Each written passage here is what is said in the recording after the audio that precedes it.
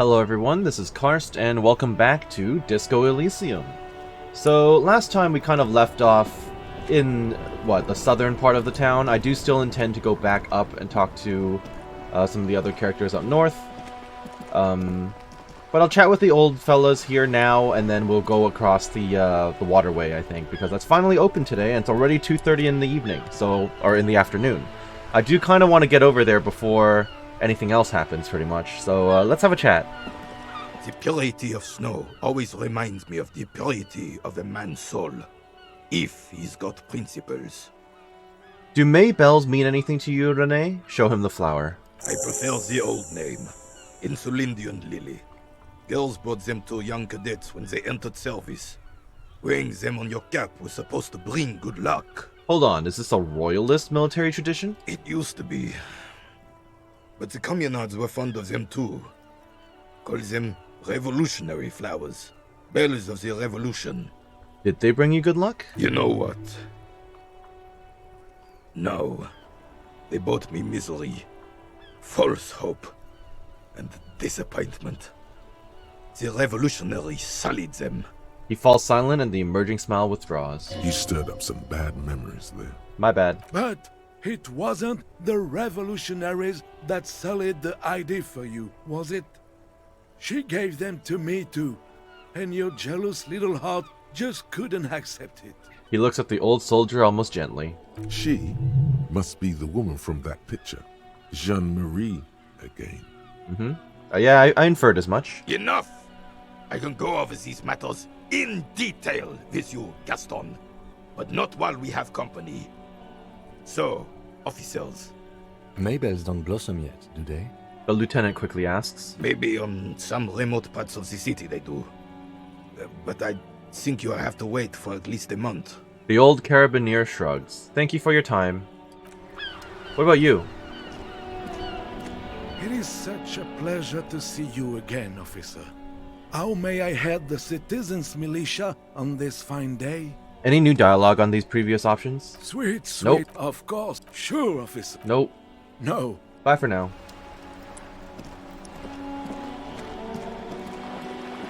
Okay. I have no information for you about your husband yet. Okay. So, I actually have two quests that tell me to talk to Kuno, specifically about the rest of the armor, as well as who put the clothes in the trash. The problem is, Kuno doesn't like me very much anymore, so I'm not 100% sure how this is gonna go. Let's chat, Kuno.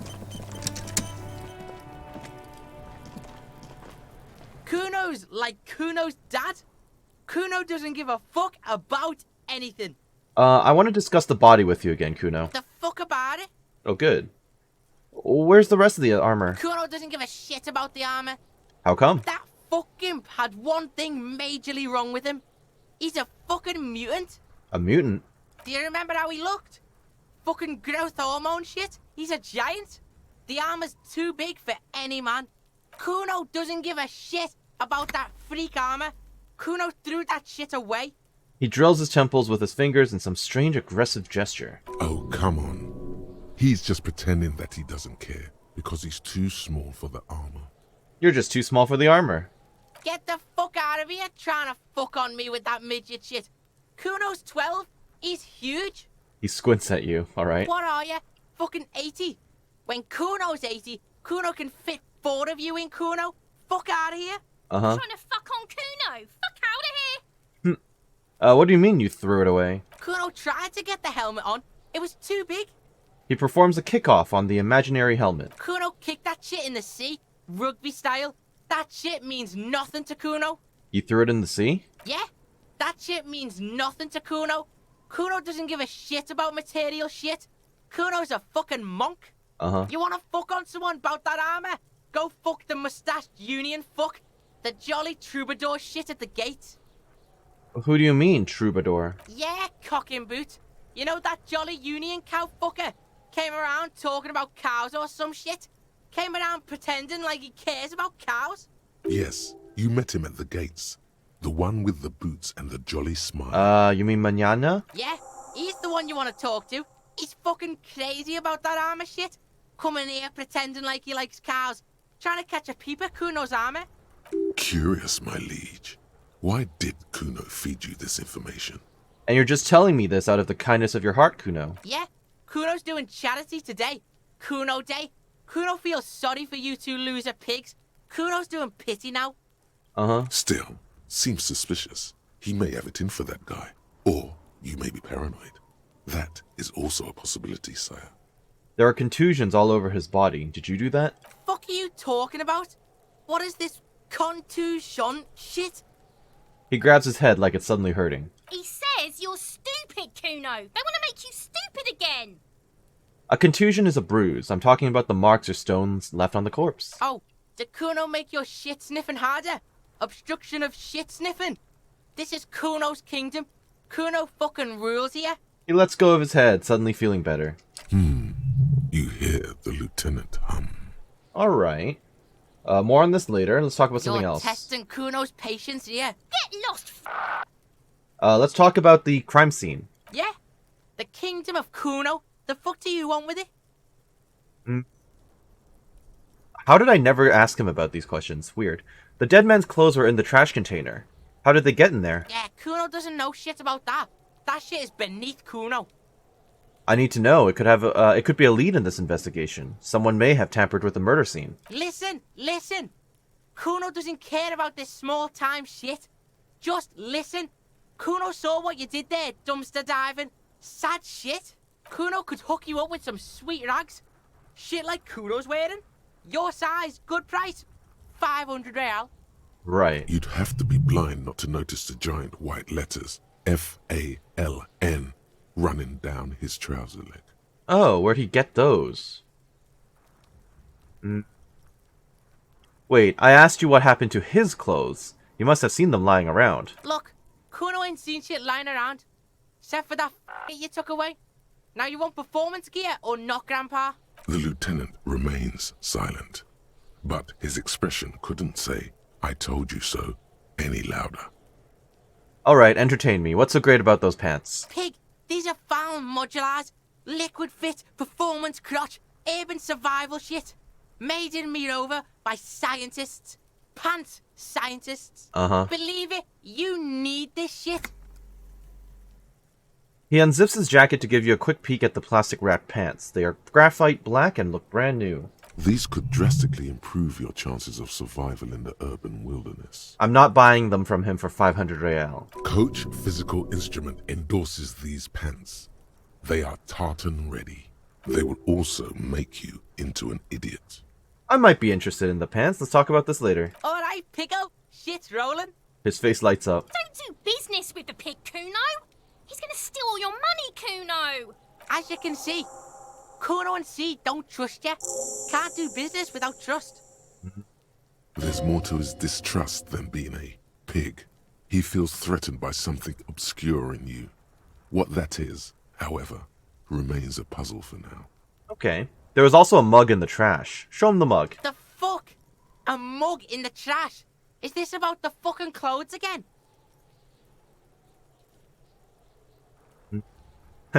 Yes, does this racist mug have anything to do with it? Yeah, Kuno sees where this is going. Kuno's got that fast brain. You saying you pigs are after the mug fucker? Cause he's the clothes fucker? He whispers excitedly. I can't hear you, Kuno. Speak louder, Kuno. That's exactly what I'm saying, Kuno. Someone has tampered with the crime scene and cleaned some of it up. Shit, that's tense. Someone's going to the beat-down basement, huh? Mug guy gonna get tied to the radiator. He nods in approval. The kid may have something there. He's already come up with an interrogation technique too. Kuno doesn't know who put that shit in there. And if he did, he wouldn't squeal. But if you find out, maybe you can... Tell the Kuno who it was. He's curious. He likes putting 2 and 2 together here. Stop turning into a pig, Kuno. They're trying to get you hooked on the snitching. Get away from my Kuno. He lets out a hiss even meaner than before. Yeah? Get your bacon shit away. Kuno doesn't like to be seen with the popo. Get your shit done and out of Kuno's face. Kuno jumps back. The ladder, ever climb it? Point to the ladder on the tree. Look at that fucking shit. You're trying to get Kuno killed. So you would say that the ladder is unclimbable? Fuck does Kuno know? Kuno's not a fucking acrobat. The lieutenant takes a quick note in his notebook. It's a trap, Kuno! Don't climb it, Kuno! And what's in the greenhouse over there? Dunno. Kiptas gardener used to work there. Kipt is a pejorative term used to describe people of South Seminese or Areopagite descent. It used to be a common first name among the Areopagites of Ilmarar. Not so much anymore. Hold on, the gardener used to work there? Yeah, that's what Kuno said. She couldn't handle the heat, so she took off. Kuno can take it. Shit's nothing to Kuno. He fills his lungs with the rancid air. The gardener, she's actually not a gardener. Turns out she's a union fixer. I feel like I don't need to tell him this, but sure. The fuck does this have to do with the Kuno? Right? Kuno doesn't give a shit who she is. Alright, let's talk about whatever. something else. Kuno doesn't give a shit. Oh, I need 15... Okay, I need $15 to buy this off him, and then maybe he'll trust me a bit more. Kuno Alright. doesn't fucking care. I know you don't. Alright, thank you for your time today, Kuno. Now I know to talk to Mañana. Which is good. Yeah, talk to the Jolly Mesk about the armor. I might leave that for tomorrow, because then I can find out about the information as well when I call back to the radio. Smoker is not available yet. I'm not sending this to processing until I get more perception. Dorgun or Mega Mix. Alright, I kind of want to go south. Yeah, I want to go across the waterway now. Let's save.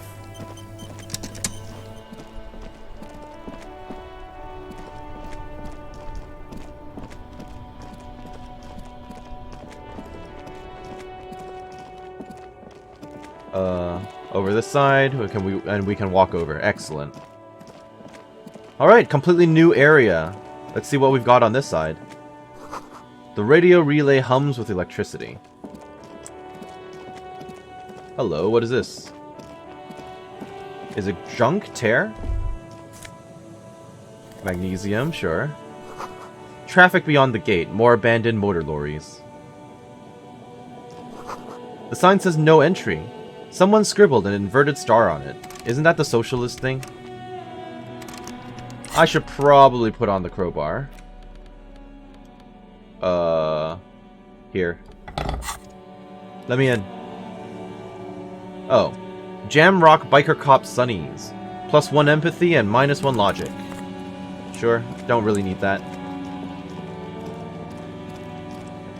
Oh, hello. Money on the ground, I'll take it. I apparently need 15... Well, first off, I need $20 if I want to stay at the Whirling again tonight. And then on top of that, I need another 15 in order to buy those pants. A breaker box to power the radio station pylon above you. Maybe there's something inside. That sounds like I might get myself electrocuted, so I'm just going to save and look at it. Oh, maybe not. Okay. Because that's a breaker box. It's potentially dangerous. So this is where that car would have gone after crashing into the... and breaking everything, basically. Crashing into the sign. Someone has broken down the fence and the barbed wire. Intriguing. Is this as far south as it goes? No, there's more. Okay, what is this? Glory, says the graffito, to the ghosts of us. I'll take the tear, thank you. Someone has left their music collection beneath the tarpaulin. Smallest church in St. Stans. That's what I needed, isn't it? For the, karaoke thing. Birds in the birch tree. Barely audible coos come from above. Sure. The swing is missing. No one's been here for a long time. Thank you. Ooh, nice.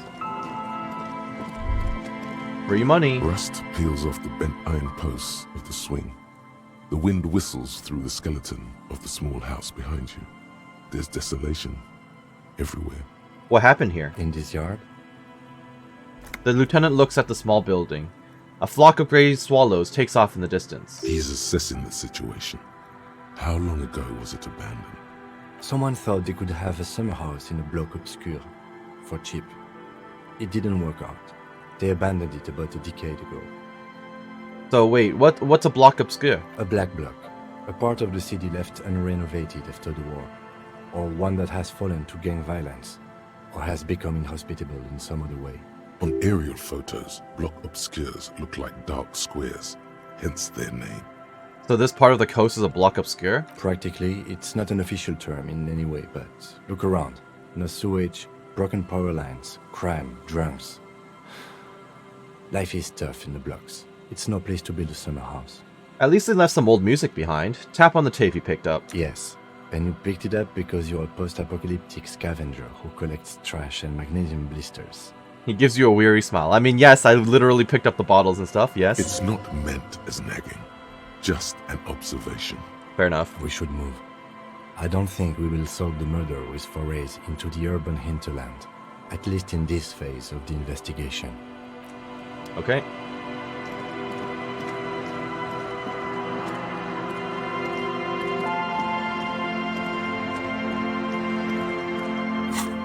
I would look at the map, but I'm very confused. So Martinez waterfront. We got past which part of it? We got past this part. We're here right now. So there's a lot more to see. There's a dock area, a ferry go round, some sort of island as well. And I guess beyond this would be the Pale, hypothetically. That's what all this crazy stuff is, I think. Footprints. Creaking ahead, a broken axle grinding. Hello, we found the ship. Or the ship. The car. A bottle drained of all its booze, frozen to the ice. Thank you. Give me. Alright. I'm surprised I don't get the investigation thing popping up. Banged up fuel canister. Do I need that?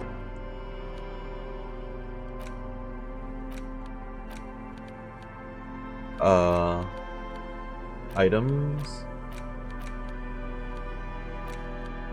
A dented stainless steel canister for transporting and storing heavy fuel oil. I'll have to assume that I need that at some point.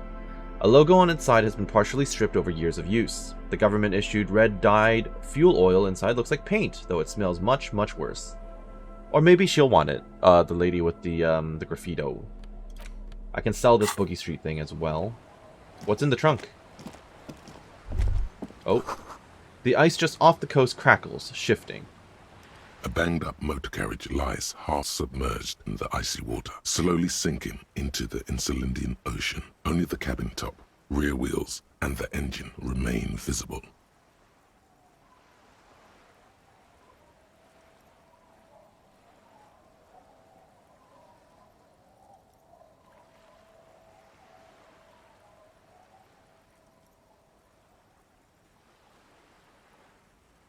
It must be cold and lonely down there, in the icy water.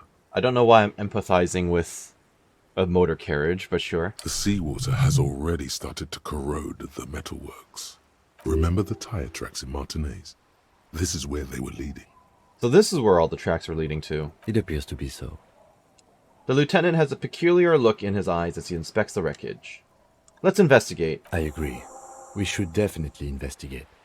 The lieutenant replies, his eyes never leave the sunken vehicle. You get a sudden, sinking feeling. Stomach acid comes up as you look at the motor carriage in the deep, dark, cold water. How long has it been here? Actually, I can go with the joke because I guessed, or I was like, hey, this famous guy did it. Well, looks like Jacob Irv's journey came to an abrupt end here. Your mocking tone finds no response, but the motion of the waves. Did you say something, Lieutenant? I did not. But I'd say it has been here since last Saturday or Sunday. He gives you a blank stare. Run your hand over the cold metal. The motor carriage is properly stuck in the ice. Getting it out would require a team of specialists. A single day in the salty seawater would ruin most vehicles, but this one looks worn even in places the salt water hasn't touched it. How long has it been here? You said about a week, right? The ice hasn't closed around the vehicle yet. My guess is it's been here since last Saturday or Sunday. He leans forward to peek into the cold water. The estimate is correct. The incident probably occurred on Sunday evening. What is the make of this MC? Can I see a logo? The logo is too deep in the murky water. You can't make it out. but you do see a monkfish float by. What should we do? Let's wait for the low tide and see what's inside. Oh, when does that happen? Great idea. Then we can get the things inside. The joyrider must have left something good inside. Guns, papers, maybe a cool jacket. A joyrider jacket. A joyrider jacket. You feel a strange connection to this joyrider. Maybe he's from some kind of joyriders district and likes blue and white racing livery. Like It a is blue and cop would. white. Like a cop would? Okay. How long will it take for the low tide to come in? I don't know. An hour or two, tops? Oh, let's waste an hour or two. Sit on a swing and wait for the tide to recede. As you sit down in the old rusty playground, the world around you becomes very silent. The hinges creak under your weight, dangerously so. Nothing but the sound of seagulls high above in the sky, echoing like distant laughter. Ice cracks around the blue motor carriage in the sea. Apparently whistling is a red check for some reason. Let's do it, whistle a tune. Spit Or forwards not. from your mouth to your moustache, your chest, the ground before you. No sound though. I lose every roll, I swear, in every game I play. The lieutenant must think it's rather funny. He smiles and quickly turns away. Keep blowing! That's right. Just keep at it. It will come to you. He's gloating at you. Oh, it's so easy for Mr. Teacher.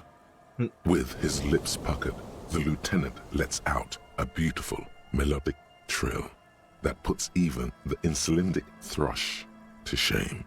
You hear the sound echo on the large body of water. Clouds race across the spring sky, and suddenly you just feel better about everything. Okay, that's way better than what you did. Fair enough. The clouds pass in the sky, and the shadow of the swing moves like the hour hand on a timepiece. 30 minutes have passed. Looks like this might take a while. Time to present a good topic for discussion. Let's not ask about whether or not his dad needed to wear glasses. Oh, okay, let's bring it up. I'm pretty sure I told you already, didn't I? My dad and mom are both half Seolite. I don't know who my mom or my dad was. Clouds on the horizon grow darker, and the shadow of the swing set keeps climbing. You hear the distant rumble of the city. 30 minutes pass. Do you think I'll ever find my gun? No. If you have to side with either the strikers or the shipping company, who would you choose? Luckily, I am already a member of an independent organization, and therefore do not have to choose between a rock and a hard place. I'm kind of in the same boat as you. Also, what's this? I can see that. But if someone puts a gun to your head... Your voice echoes on the water, strange and out of place in the environment. 30 more minutes pass. Can you make out the mark now? Detective, I've been able to make out the mark ever since we arrived. I find it odd that you haven't. It's a Capri, Model 40. His eyes turn to you. Yes. Why haven't you?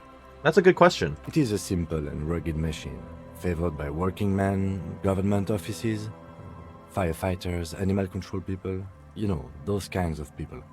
Squint your eyes and say, is that a number on the side? Yes, 41. What do you think it stands for? It's as if he knows what it stands for, but wants you to say it.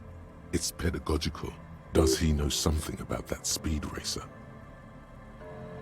41. Isn't that... Yeah, I hate guessing. District something? A precinct? Something municipal? Rub your temples. You're getting a horrible headache. Oh god, no. Yeah. This is probably my car. Because Gart was upset with me when he talked about making a hole in the fence. So this is probably me. 41, huh? The street racer is quite the ladies' man. Right. Or 41 is the number of a police precinct?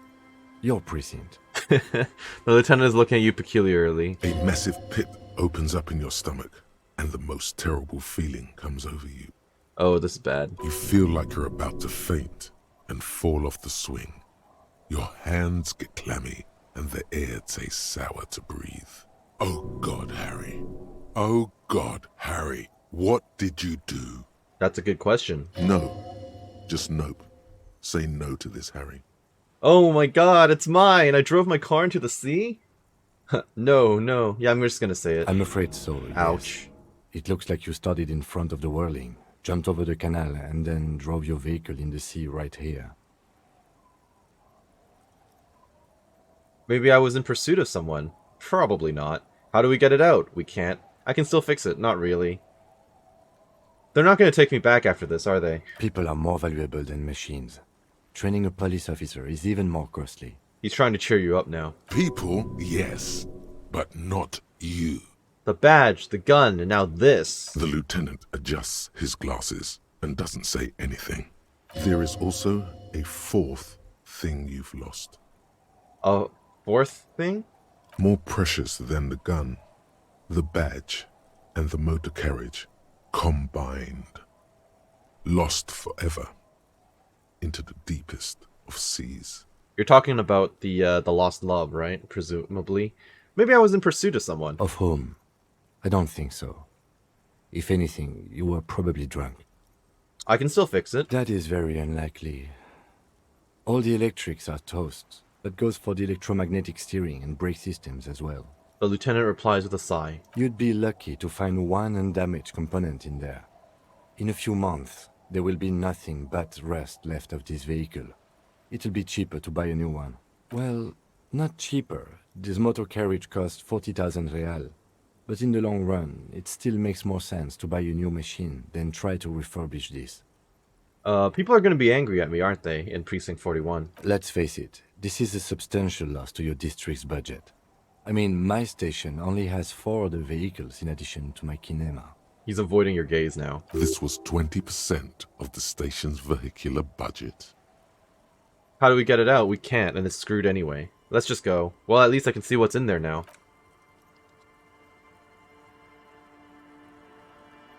Yes, let's go take a look. Alright, let's take a peek. Also, let me look at this real quick, since I'm here. Footprints in the snow. They lead away from the accident. Okay, so that's probably me. But what about all these footprints? I'm not going to find my gun in here, though, sadly. I know that. There's my badge. LTN to JFR Dubois. And RCM Commander's jacket.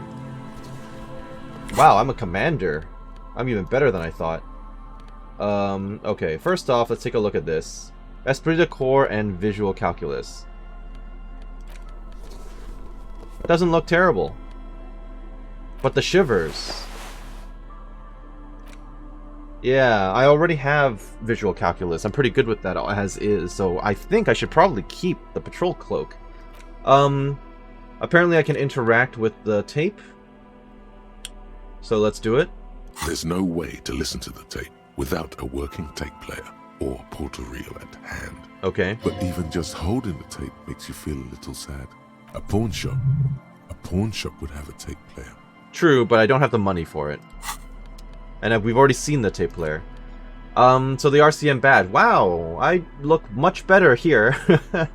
A thick blue piece of acrylic covering a thin leaf of paper with the officer's name and rank on it.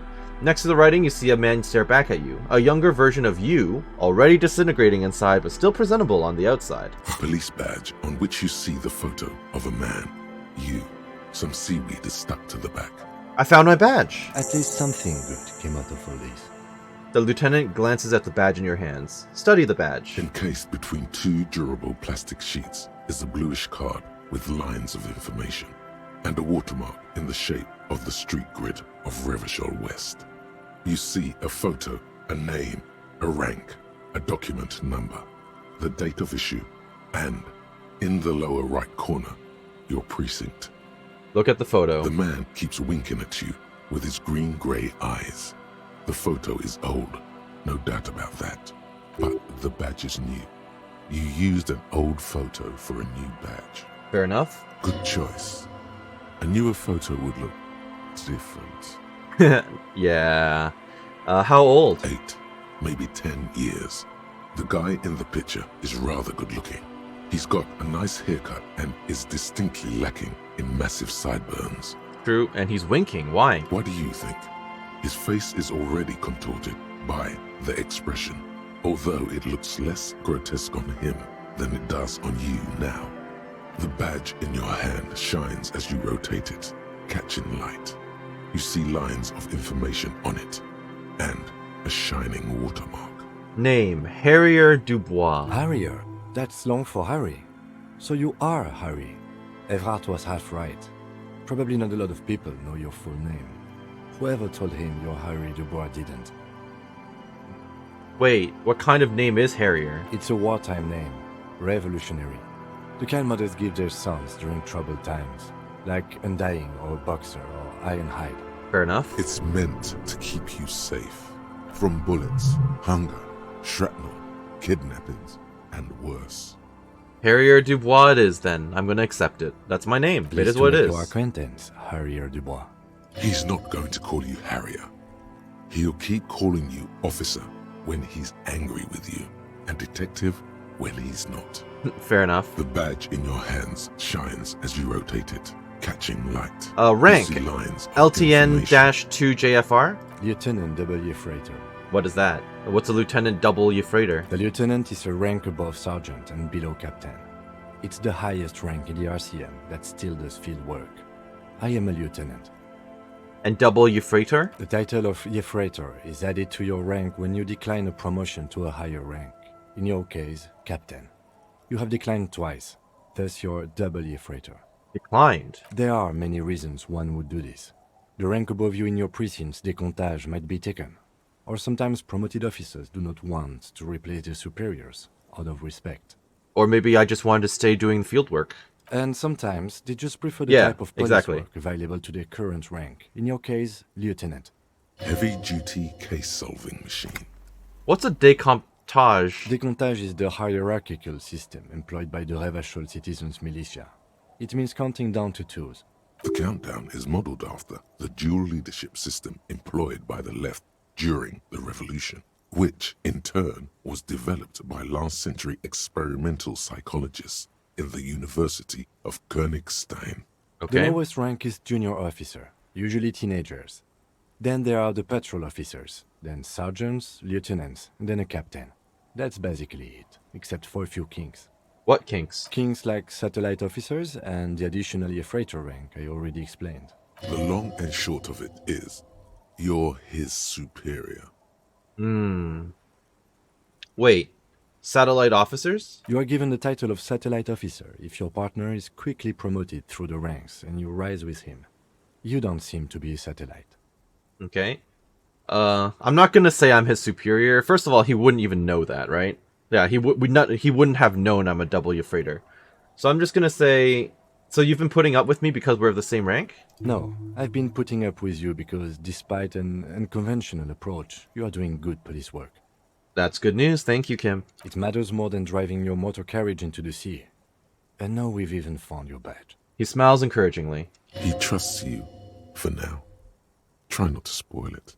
Yes, I will. I thought my rank was drunk! Yes, apparently you've had a rather successful career in the past, and this leads me to believe maybe your current situation is only temporary. He pauses to examine you. Thanks, that gives me hope, Good. he says with a quick smile. Turn back to the document. Such a small yet precious thing. Expensive paper caught between thick plastic, like a fly in amber. It reads, Serial, Rev 126205 Jam 41. That's just the serial number. Revachol, Jamrock, Precinct 41, with some numbers thrown in there for good measure. Okay, fine. Date of issue, 7th of November, 50. 4 months ago. I'm guessing that's when you were promoted to Yeah, the makes rank sense. of Lieutenant W. Freighter. A new badge usually comes with a new rank. You seem to have been doing well then. Well, the photo's old. the pain in your chest tells you you were working yourself to death to earn that rank. You're pretty sure you weren't doing well, but better? Probably yes. Yeah. A lot can happen in 4 months, especially in winter. The winters are never easy on you, of that you are sure. Precinct 41. Yes, it's the designation of your precinct. 41, like mine says 57. The 57th is mostly industrial harbor, a lot of asphalt. The 41st is... He stops. What? It's a tough station to work in.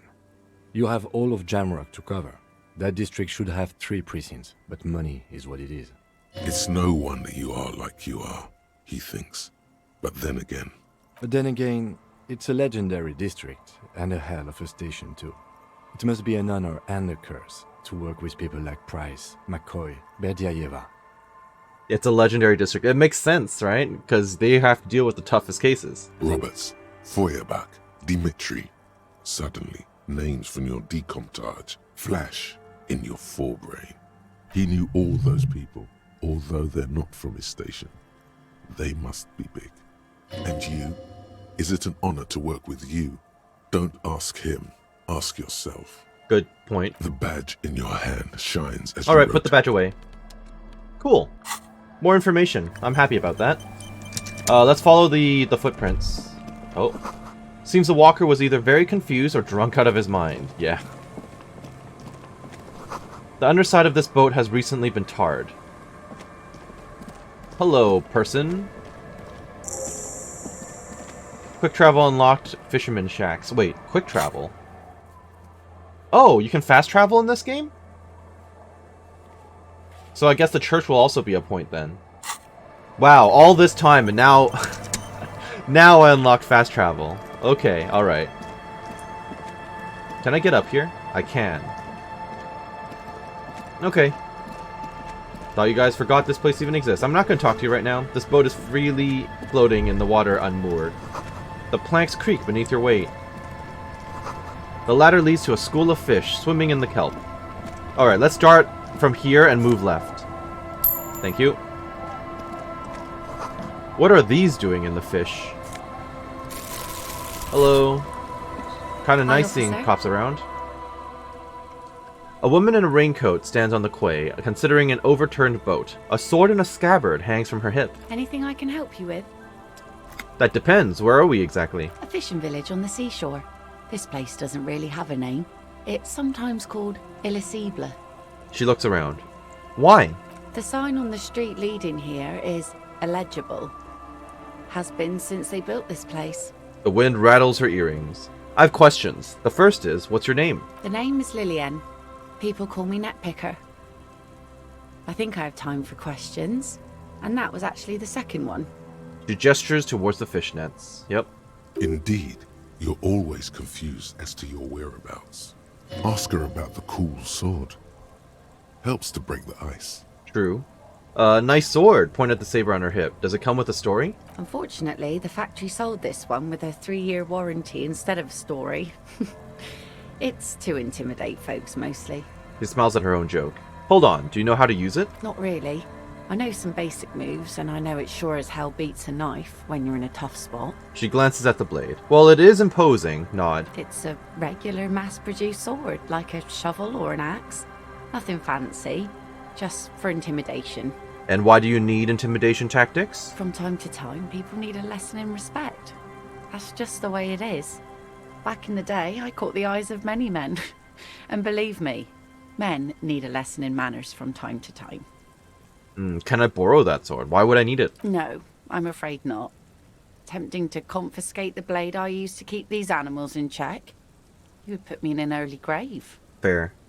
I don't really want to ask this, but why don't more women arm themselves if it's so effective? I mean, that's... What makes you think we haven't? True.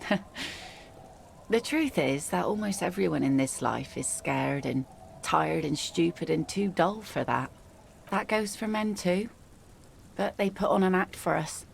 Pretend like everything's good and living in shit doesn't bother them. Like anyone falls for that.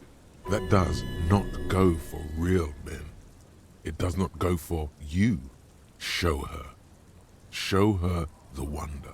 The wonder of what? Coach means the expression. Oh no. This is gonna freak her out. Now she's gonna use the sword on me. Oh dear.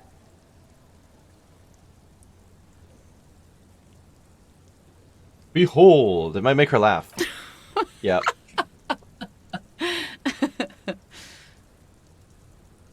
Her eyes meet yours and suddenly she starts laughing. It's hoarse, as if she hasn't laughed in a while. Not bad. Do you like it? Sure.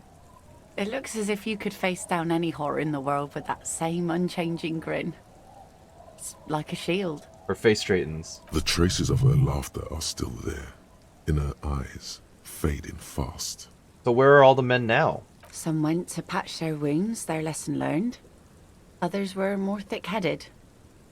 And one of them, I ended up marrying. Wait, why? If they're thick-headed, she looks down when she mentions the marriage. Guess I enjoyed the way he bled.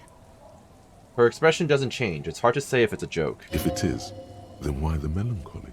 True. Where's your husband now? Probably dead. Gone. Yeah.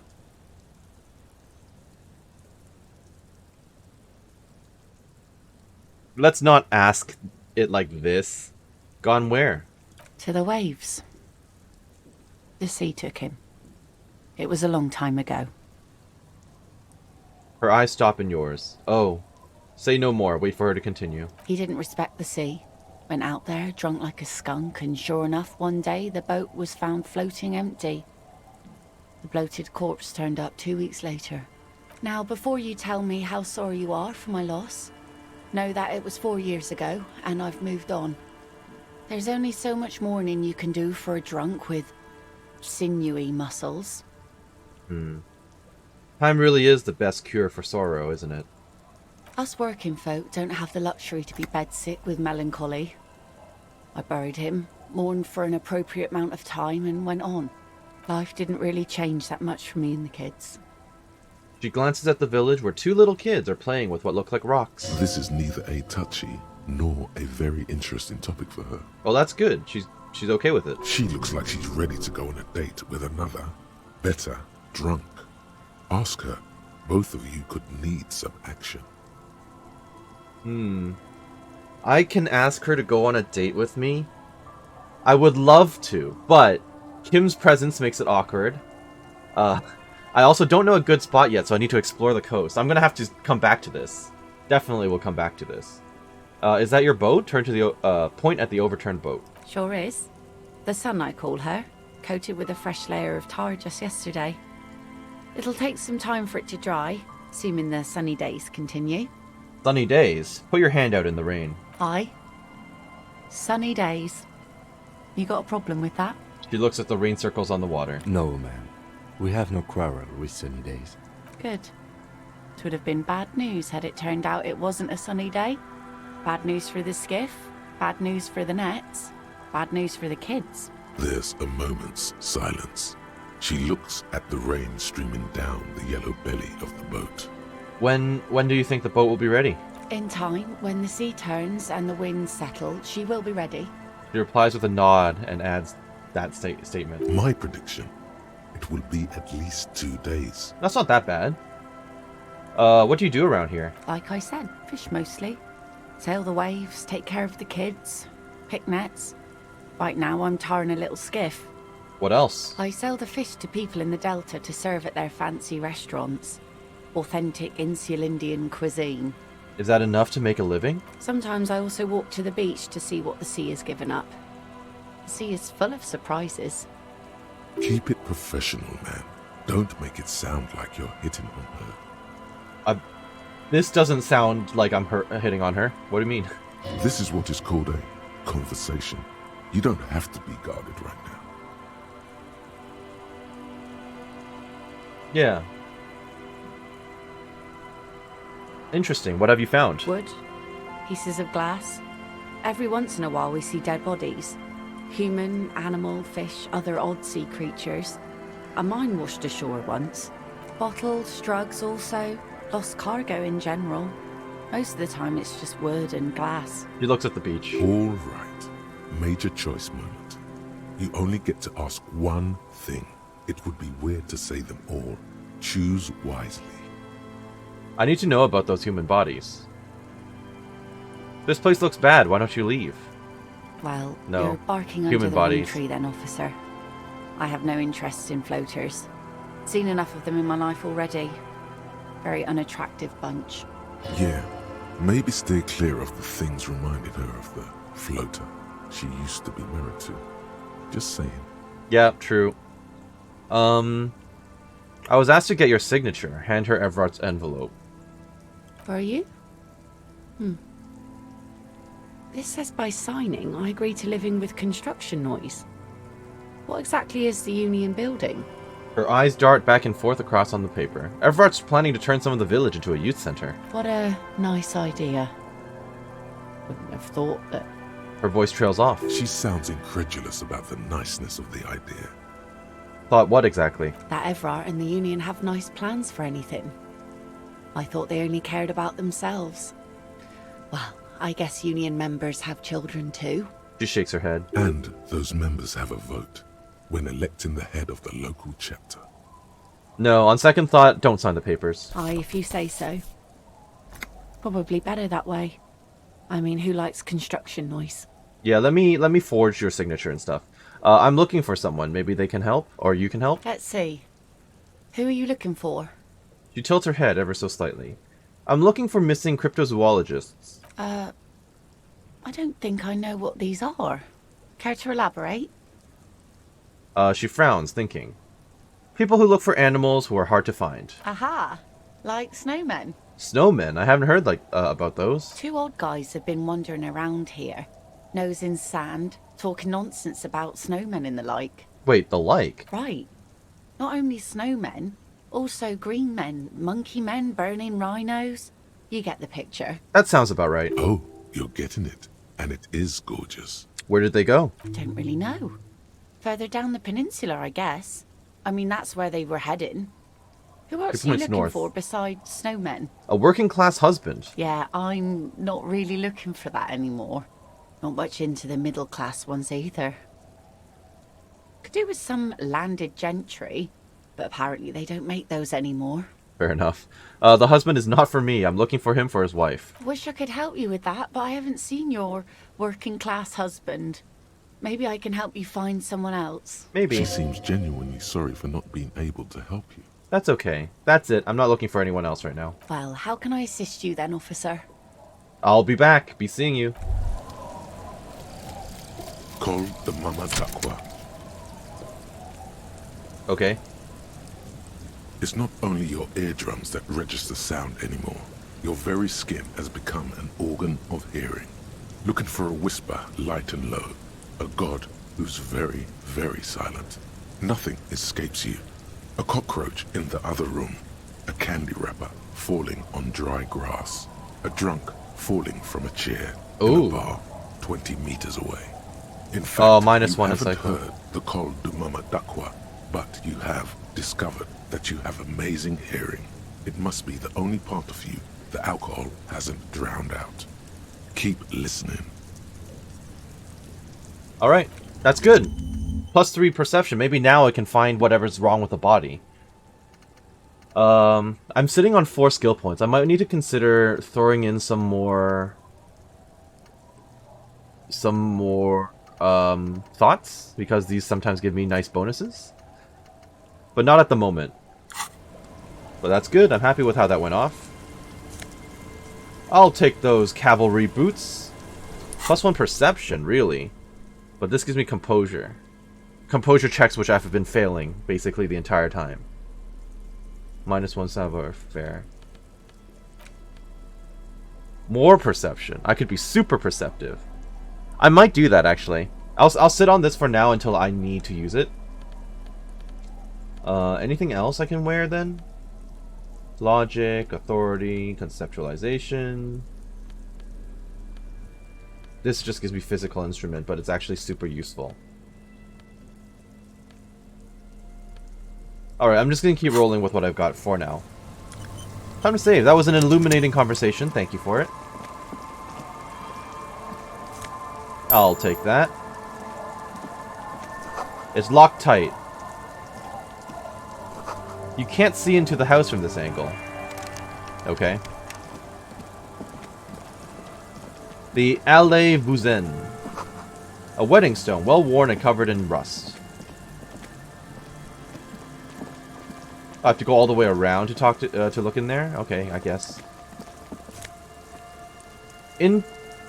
Intersolary trousers. +1 to Kingdom of Conscience. What's Kingdom of Conscience? I'll put them on for now. I'll separate it so I know that I need to put that back on at some point. What is that? Oops. I'm now pantsless. Nope, sorry. No, it's not the regular black jeans. There you are. They're tailored trousers in light brown, moderate in every aspect. They're absolutely unremarkable. In other words, perfect. Alright, what's this? These are some wonderfully regular pants. Not too tight, not too loose, moderate in every sense. You'll blend right in at some pleasant dinner party. I like regular, normal things. I know you do.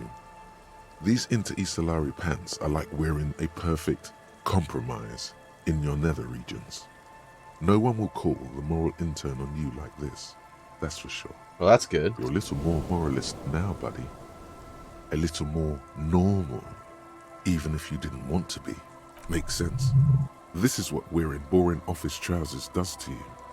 Alright, so it didn't really unlock anything new because I'm already a moralist. But it would have unlocked it for me if I had equipped it, I think. And I didn't have it. You see dust-covered linens, dried tulips on a bed. There's so much everywhere. Sounds of life in the north. A washboard scrubs filth from fabric. Through the broken glass, dusty shelves and a forgotten chair.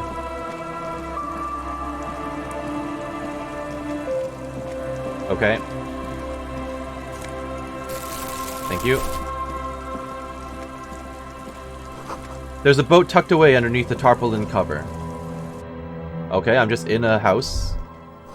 A cold breeze is enough to make the wall planks creak. Postcard, Coal City, 08. A random bow knot for +2 drama. What is this? Where do I equip this? It's probably a hat. No, it's not.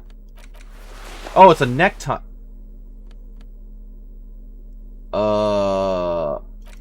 Inland Empire, I don't really have many stats in that. You see a dark red chair in the dim light of the room. That's it? Kinda looks like it's covered in blood. Don't know what's going on there, but sure, why not? I didn't have any observation for it apparently, so I'm just gonna leave that. So I found myself on this side again, which I've already explored. There's apparently more down here, but I don't think I can get past the fence. And this just leads back down to the... Yeah, this leads back towards the playground and my car. So I don't really need to be here. Anything else towards the left? Okay, there's a few people around here. Some bums, it looks like? The bushes are too thick and thorny to pass through. I'll keep that in mind. Cinder blocks, charred, a makeshift fire pit with magazines for lighting. The worn and beaten wooden planks of the bench do not look overly comforting. We can sit on benches after we've solved the murder. Let's go. The lieutenant looks down the You street. can revisit the bench if you... Yep. I get it. Let's look in here. I can't enter this building, though, it doesn't look like. White curtains have been drawn shut, no looking in. Alright, what about in here? Construction material. Whoever planned to build this house left in a hurry. I'll take that. There's something here. I'll take those. Okay. Let's talk to the lady who's sitting down here. What's this? Inside, you hear the cozy sound of some heater sputtering. Inside where?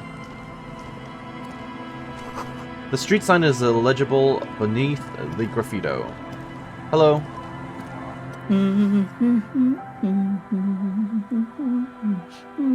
The woman next to a bucket of clothes hums an odd melody. Her eyes are closed. You're not sure about the melody, but it might be South Samaran, possibly Sigayan, also known as the Apricot Suzunti. Welcome to the fishing village. Please lean in closer. I have cataracts. She opens her eyes. Then how does she know you're here? If you can't see, then how did you know I was here? Well, you can hear someone walking by, and there's always like a presence, right? I still have a golden ear. Come, come. She beckons you towards her. I'll lean forward. Oh, welcome, police officer. We don't cause any trouble around here. And we don't want any trouble either. A shadow passes over her face. Okay, she's not happy that we're officers. We are not here to cause any trouble, madame. What he said. We're cops. We don't cause trouble. We take care of trouble. Oh, of course. Last time we saw you around here was 12 years ago. You also came to take care of trouble then. Wish you did. But still, in Martinez, you're considered an ill omen. Wait, I've been here before? Or do you mean the police in general? No, not Okay, you personally. yeah. I meant the RCM. Some of the men got into a fight. One of them killed another, locked himself in that woodshed over there. She points to the building behind her. He was brooding, needed some help opening the door. You got it open for him and took him to think about what he'd done in a more secluded place, somewhere more quiet. Okay. She says it as if he was on some kind of spiritual retreat. What kind of ill omen are you talking about? Oh, the usual. Dark tidings. Black Hound. It's the Grim! That's you, all right. A black hound licking your own heels. If I'm considered an ill omen, why hasn't anyone told me about that? Maybe they are afraid. Why? Because you're an ill omen. But you're still welcome here. As long as men with guns aren't chasing you. And maybe even then. Because that's the kind of fishing village we've built. I'm sorry there's not a lot of room to park the motor carriage. And not a lot of houses. Or a lot of people. My kids are long gone. Searching for treasure. So are others. That's okay. Ah, look at me ramble on. What brings you to us? Where could someone stay around here? Stay? Most people here are trying to leave. That said, if lodgings is what you're looking for, I've got a free room in the shack. Ooh. Her soapy thumb points to the building behind her. Okay, how much is it? I won't charge you for it. Take it as a gesture of goodwill from the village to the RCM. Wait, hold on. You're just giving it to me? No one is using it, and God knows it's not much anyway. You can stay there. She tilts her head on the side, pondering something. So wait, if I accept this, get keys to your new home. Wow. So then I don't need to pay $20 a day anymore. Kim, what do you think about this? I'm not sure if it's appropriate for the RCM to accept free accommodations. Oh, don't. It's your choice. No skin off my teeth. True. Wait, why isn't anyone using the room? My kids grew up and left like they do. The house is long empty now. I live in the small side attachment. It's easier and cheaper to keep warm. Okay, you got yourself a tenant. Get the keys to my new home. Don't make an old woman regret opening her house to the place. A key appears from under her apron. She hands it to you. Well, if you are not in the hostel in the morning, I'll know where to find you. Here, in a shack. He looks around and adds, okay, but don't judge me. It's $20 a day. I don't even have that much on me right now. He's a little relieved you're no longer in that room. Oh, really? Okay, that's good. So what's in this fishing village then? Just us. It's barely a village anymore. We almost don't exist. What do you mean? This is pretty much a non-place. A gap. A blank spot on the map. Just a cluster of nameless shacks on a nameless street. The place is so pornographically poor, it's not even funny. Let's maybe not say that outright. There's got to be something here. Tell me. Over there, you can find more of the same. Shacks and trees growing wild. That's the pox. She waves her hand southwest. The pox? What's that? An old military hospital and its surroundings. Or it used to be, during the time of the suzerain. After the war, it was turned into a goodwill hospital for shell-shock veterans and folks looking for some quiet in the old sanatorium gardens. Now the area is crisscrossed with nameless streets and makeshift cinderblock houses. Shacks as far as the eye can see. What happened to the hospital? The goodwill ran out. The staff left and the place was shut down. It's long gone by now. Okay, who else lives in this village? Well, there's Lillian and her kids. A few new folks live in the house to the east, but they're away right now. She nods her head across the courtyard. And then there's the drunks. Yeah, the ones I saw down there. Not a pretty sight, but there's little we can do about it. Home is home, even for them. I met Lillian already. Lillian is tough. Tougher than the men here, at least. If it wasn't for her and the kids, this place wouldn't have a spark of life left. I haven't seen any drunks yet, though. Well, actually, I saw them. I just chose not to talk to them. Sooner or later, you'll see for yourself. Don't have to look long to find these guys. This place is pornographically poor. The lack of wealth is the one thing we've got in abundance. The woman smiles cryptically. It's a cold, cynical smile. Riddles. Fits with the general ambiance here. The lieutenant marks dryly and looks around. Aye.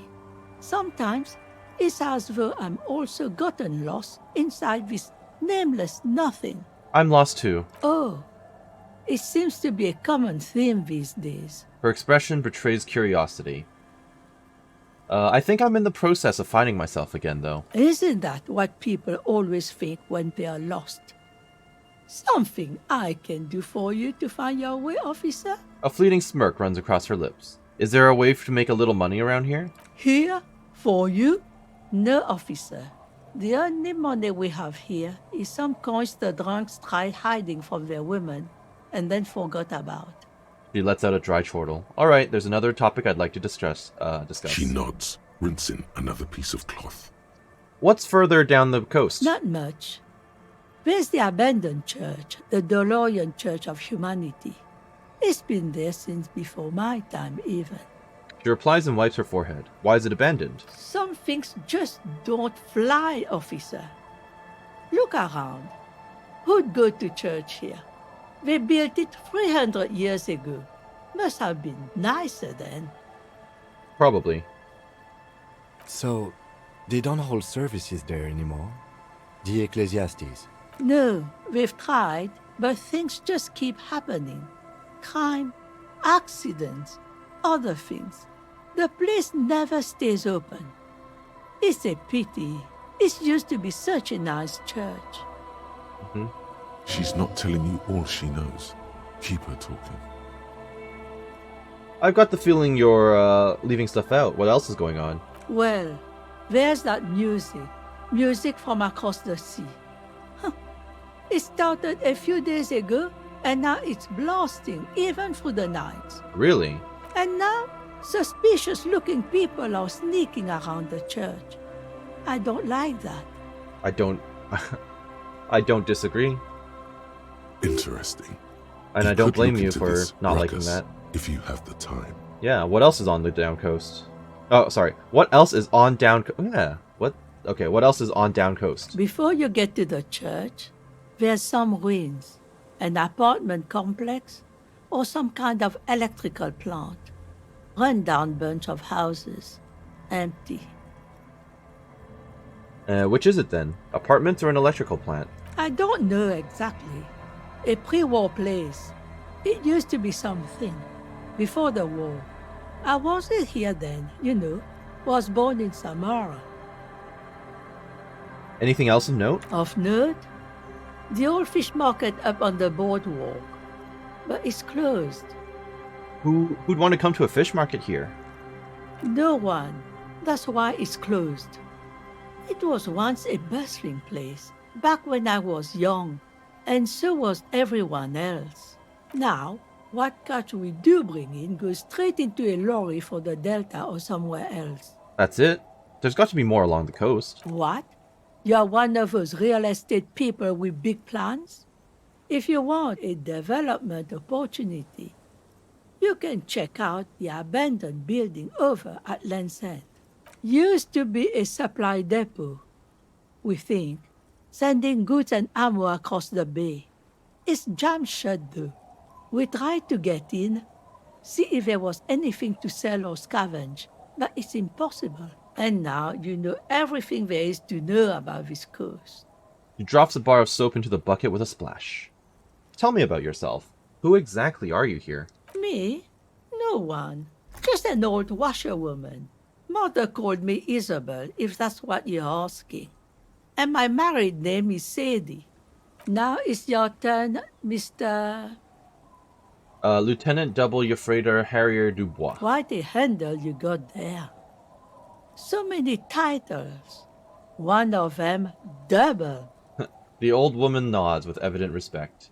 I was asked to get your signature. Eh? What's this about? Come now, I can't read all this scribble. Tell me what it says. She takes out the documents and squints her eyes. Everard wants to turn part of the village into a little youth center. Huh. I might be half blind, but it looks like part of the village is gonna be a street. The best part. The part we need to get out of our houses. She's perceptive. She saw it before Lillian did. Have you asked Lillian about this? I won't even consider signing till I know she's on board. She hands the envelope back. Goodbye, I'm off.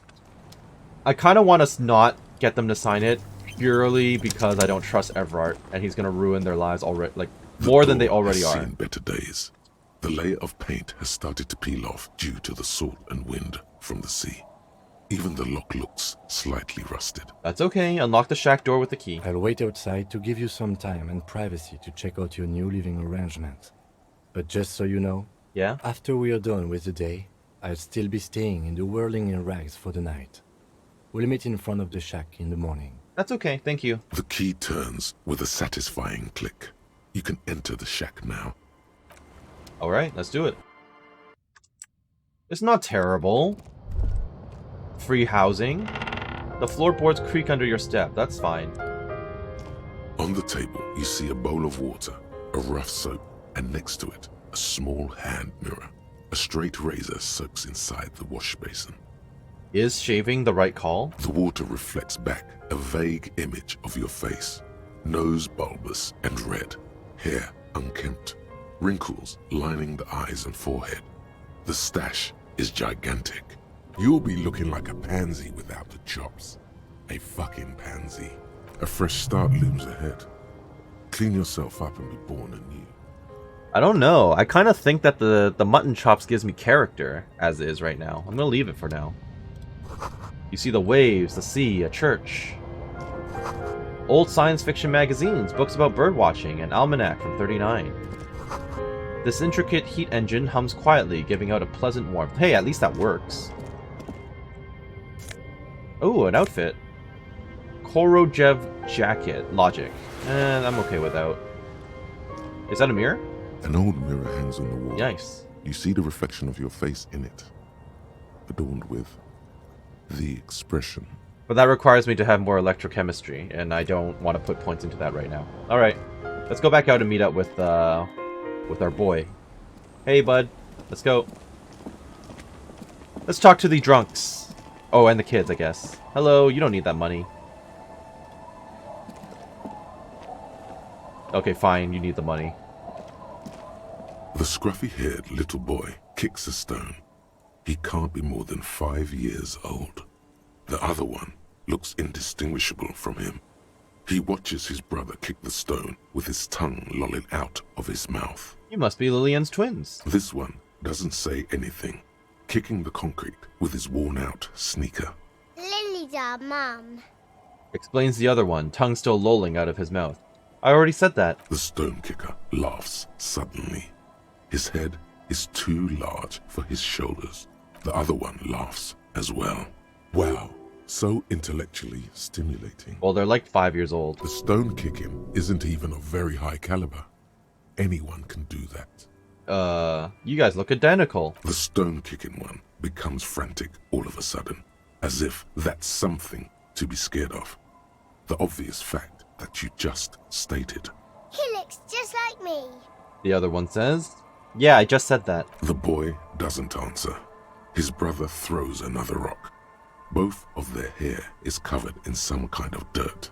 The rock kicker was just being shy, but now he's enthusiastic again. You're bad with kids. The lieutenant remarks with evident glee. Wait, he's happy. He's entertained that I suck with kids. And what are you, Kidmaster General? Maybe I am. He grins. Now, how about some actual police work? We are not getting anything here. Alright, bye kids, take care. How am I doing right here? 21 good cop. I'm pretty happy about that.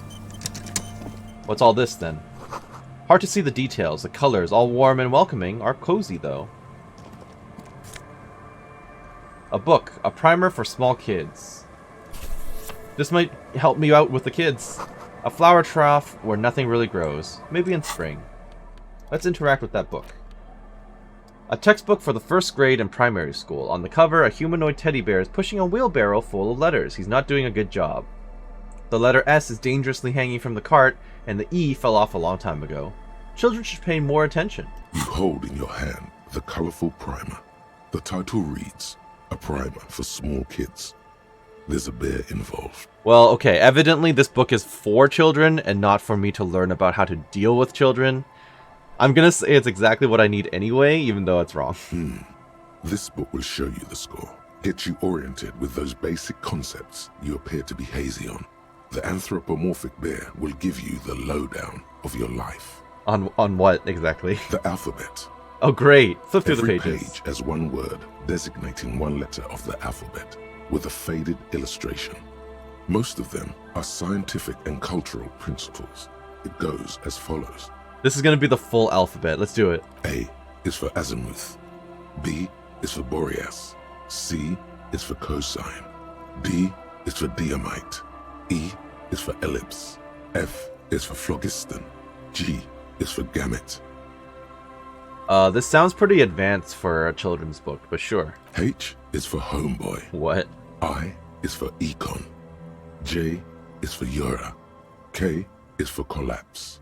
L is for laudanum. M is for myriad. N is for nadir. O is for aureole. P is for perihelion. Yeah! Q is for quasar. R is for rhododendron. S is for sinus. T is for tricolor. U is for ultra. V is for vector. W is for Wahrheit. X is for xylophone. Y is for Ustava. Z is for zenith. That's it? That's it. You know the alphabet now. I know the alphabet now. Good. I also know the alphabet. Good. It is a very useful skill to have, he thinks, for all sorts of life activities like reading and... Let's put the book away. That was something. Oh, I can enter this. Okay. Hello. I can just take it from a home? Isn't this considered stealing? Ruffed grouse taxidermy. Alright. Oh, I literally just stole it from a kid. Sorry. Industrial coal pellets burn in it with an orange glow. Okay, who are you? Hello, mister. A young girl, barely 4 or 5 years old, sits on the sofa. She's looking at you with frank curiosity. Hello, little Lily. She clutches a small stuffed animal. Occasionally, she twirls it around. Are you Lillian's daughter? Yes, I am. Little Lily. You know my mom? She gazes at you with her big eyes. Yeah, we met earlier. That's nice. My mom is great. She's never angry or anything. Are the twins outside your brothers? Yes. They don't want to play with me. They're older and play outside. They look the same. Sometimes I can't tell them apart. They look identical, right? I said the same thing. You seem smarter than them, though. They look identical. She slowly processes the word, then snickers with laughter. What's this? Show her the stuffed bird you took from the ceiling. It's a grouse. She yelps, smiling broadly. You might be able to get on Gart's good side if you make up for the skewer you broke. Yes, but what's it for? I don't know. Can I have it? I know someone who really likes stuffed birds. Is this really the question I should ask the child? Should I not ask the mother? Sure. I mean, you already took it. Yeah. I don't like it anyway. It looks angry. What's that thing you're holding? Point at the toy. It's Lammy. He's my friend. Sort of. Like... She holds the fuzzy beast up to demonstrate. Lambie is a stuffed lamb that, admittedly, has seen better days. One of the eye buttons is missing, and the fur is tattered in several parts. Yeah, let's not go with one. I'm just gonna say, oh, Lampy looks soft. Yes. Very soft. Suddenly, she pushes the stuffed animal towards your face. I don't deserve it, I'm scum. I'll press my cheek against Lambie. Isn't he soft? She's right. Lambie is very soft. She rubs the white fur against your cheek, then returns the lamb into her lap, cuddling it. Goodbye. Bye! The girl's large, curious eyes remain fixed on you. Such a friendly character in this game. Alright. Any new dialogue with you kids? The scruffy-haired little boy kicks a stone while the other watches him do it. Is little Lily your sister? Point to the house. Yes. Yes? Yes. That's it? You're being laconic about it? It doesn't look like he knows what that means. That's what I thought too. How would the kids know what that means? Alright, bye kids. Okay, let's look at the plank. Which has tear in it. Lovely. Alright, drunks. What's going on with you guys? Actually... A drop in temperature, an easy flow of air. An empty street. Before you, a thoroughfare unjammed with lorries. No more drivers smoking on hitch steps. Just silence. What did the smoke smell like? Chemically sweetened. Across the road, a forgotten bus stop. Corrosion has opened a hole in its roof. An elm tree watches over the building. Its branches are dripping with rain and snow. The road is smooth and motley. Craters filled with a black asphalt. The asphalt, first laid, is grey already. A row of tenements are under construction in the distance. Who are the people who live across the road? A tub warm with water, white with soap. A man bathes while radio waves transmit the lottery numbers. 4, 18, 21, 4, 1. A modern washing machine rattles a drawer full of silverware. His boyfriend is on his way home. He brings tins of meat and vegetables with him. Their pockets are heavier with money, but only slightly. And what about the bus stop? Number 312D. Young girls used to come here, huddled up, hoping for more warmth than their thin coats give them. The bus took them to school. It has not run for 8 years. There were not enough girls to sustain its cost. This is a depressing area. What about the road? Craters pocked the surface. Children played in them until heavy trucks full of black pitch rolled in. The landowners have filled the craters with money. It is a vital artery of the flow of trade. Makes sense. The craters would have been from bombardment, right? There's one bump on the road. A dead dog lies flat about 200 paces away, right at the turn. A dead dog? Tragedy comes from the wheels of a fast RCM vehicle, hurrying to work. The cold washes over you. The sound of the sea has grown distant. I hope I wasn't the one who did that. Alright, that's enough. The wind moves the aerosol. A detective stands behind the boom barrier. A breeze moves a curl of his hair. Alright, well that was a thing. Maybe don't run all the way out here. Maybe leave that... Oh, actually, I can't go. This is the end of the road, I think. Alright. And this leads me out to the marsh, which is probably where the cryptozoologist is. Okay. A little black swallow circles above you. You hear it chirrup. Yeah, I see you. Alright, let's talk to the drunks first then before we head out into the swamp. Hello there. Actually, let me walk around you and pick up this money first. You don't need it. Thank you. Hey, tequila! A 30-something man clad in a two-piece lycra tracksuit puts down his pilsner and extends a hand in greeting. Idiot Doom Spiral. Good to see you. How's business? How's the whole reality situation treating you? Okay, he knows me because he called me tequila and talks like he's seen me before. I'll shake his hand. So what's happening? He picks up his beer. Wait, tequila? Yeah, Tequila Sunset. How are the, high-concept, reality-based adventures proceeding? He says it like it's obviously your name. Like you called someone Billy Brunel or leader of the 4th Street Gang.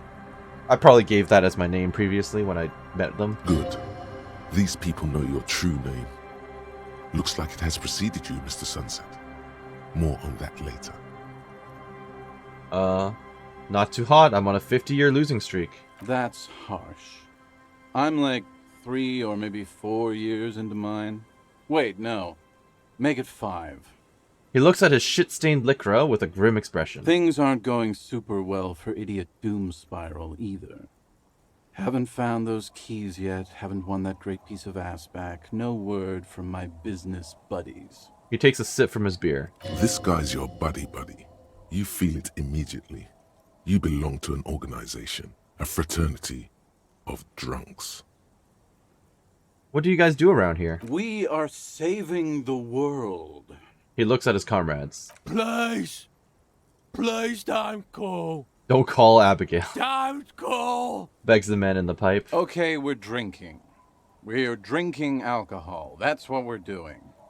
I tried to save the world once, a long time ago, with enterprise, creativity, and willpower. But that didn't work out. So now, it's a pirate's life for me. It's you. Oops. Your tequila sunset. I dropped something onto my keyboard, but it selected the one I wanted to pick anyway, so it's a happy accident.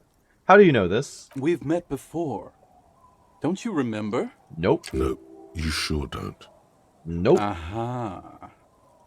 Do you want to know how Tequila Sunset came to be? Yep. Tequila Sunset. Something ominous there. For some reason, the name tequila fills me with foreboding. Maybe I shouldn't learn what it means. No, go ahead. Let me take a sip to moisten up my chords.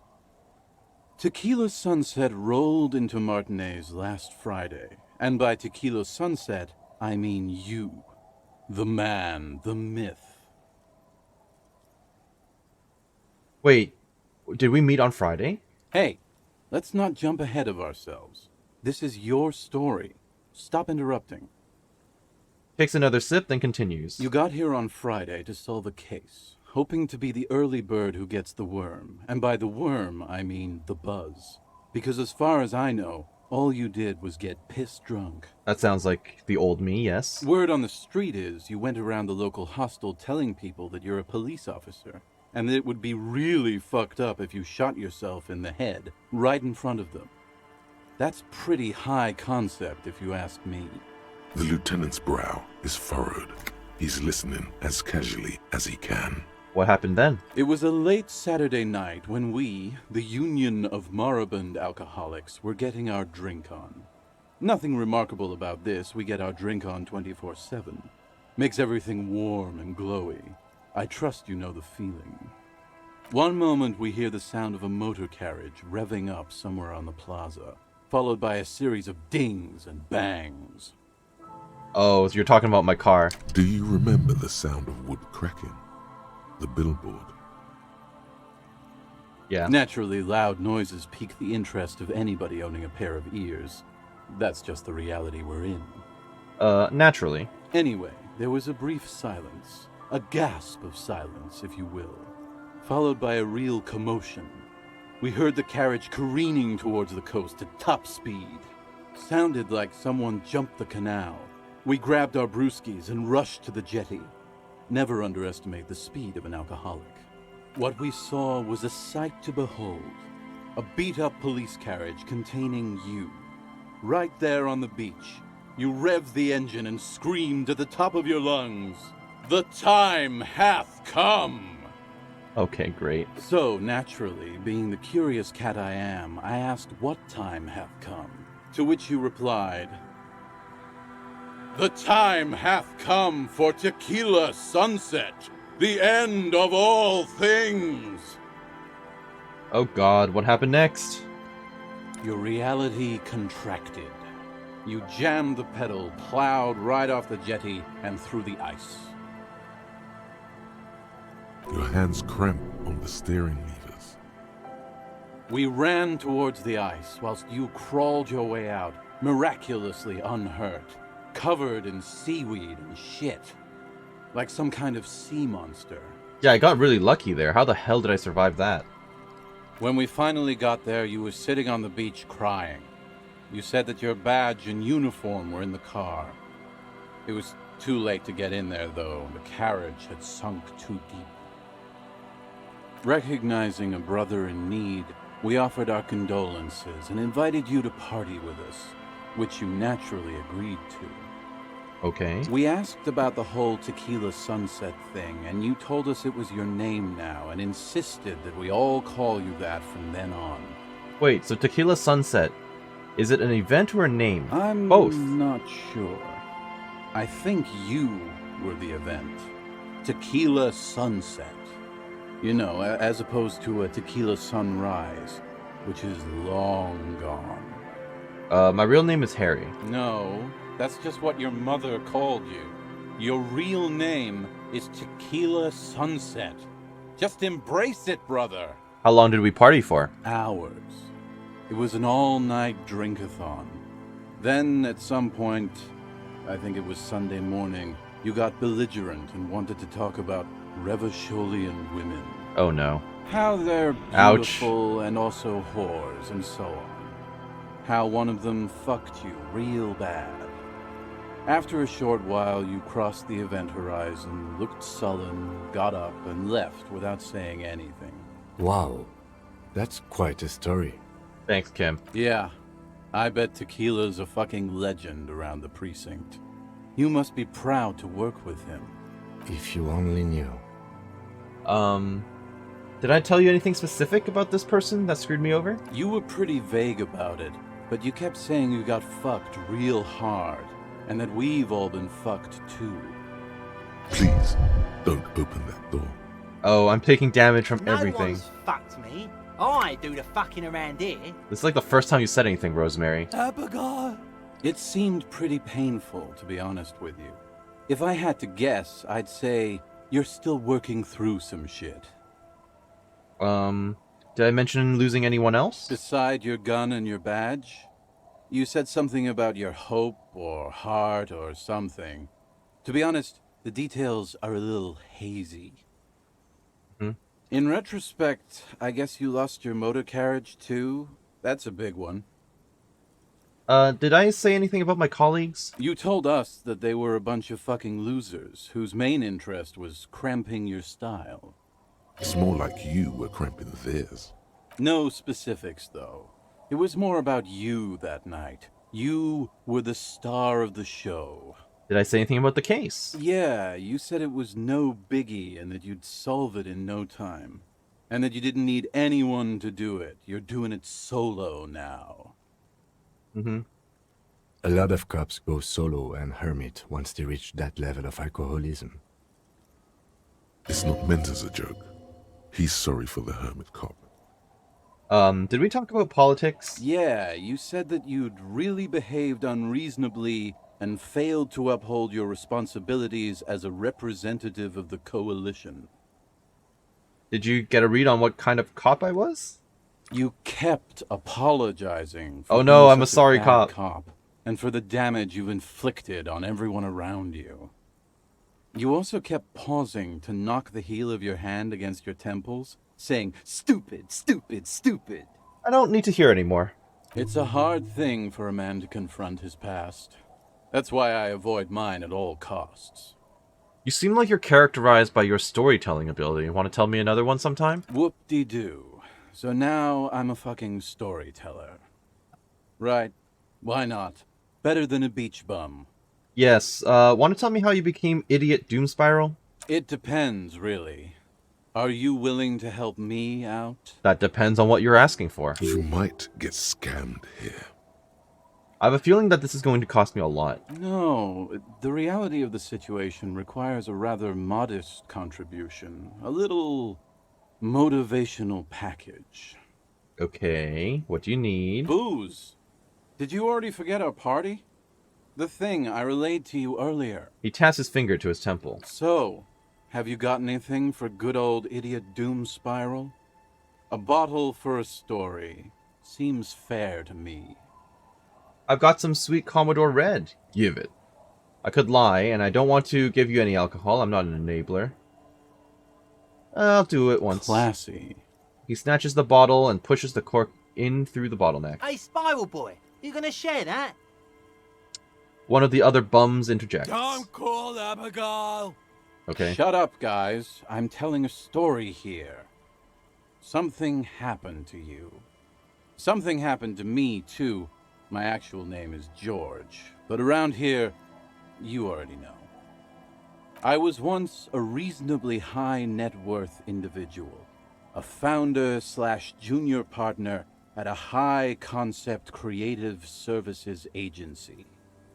When my story begins, I had just landed a major contract with an insurance firm. Go on. I used the profits from my agency to finance what I called a cultural incubator.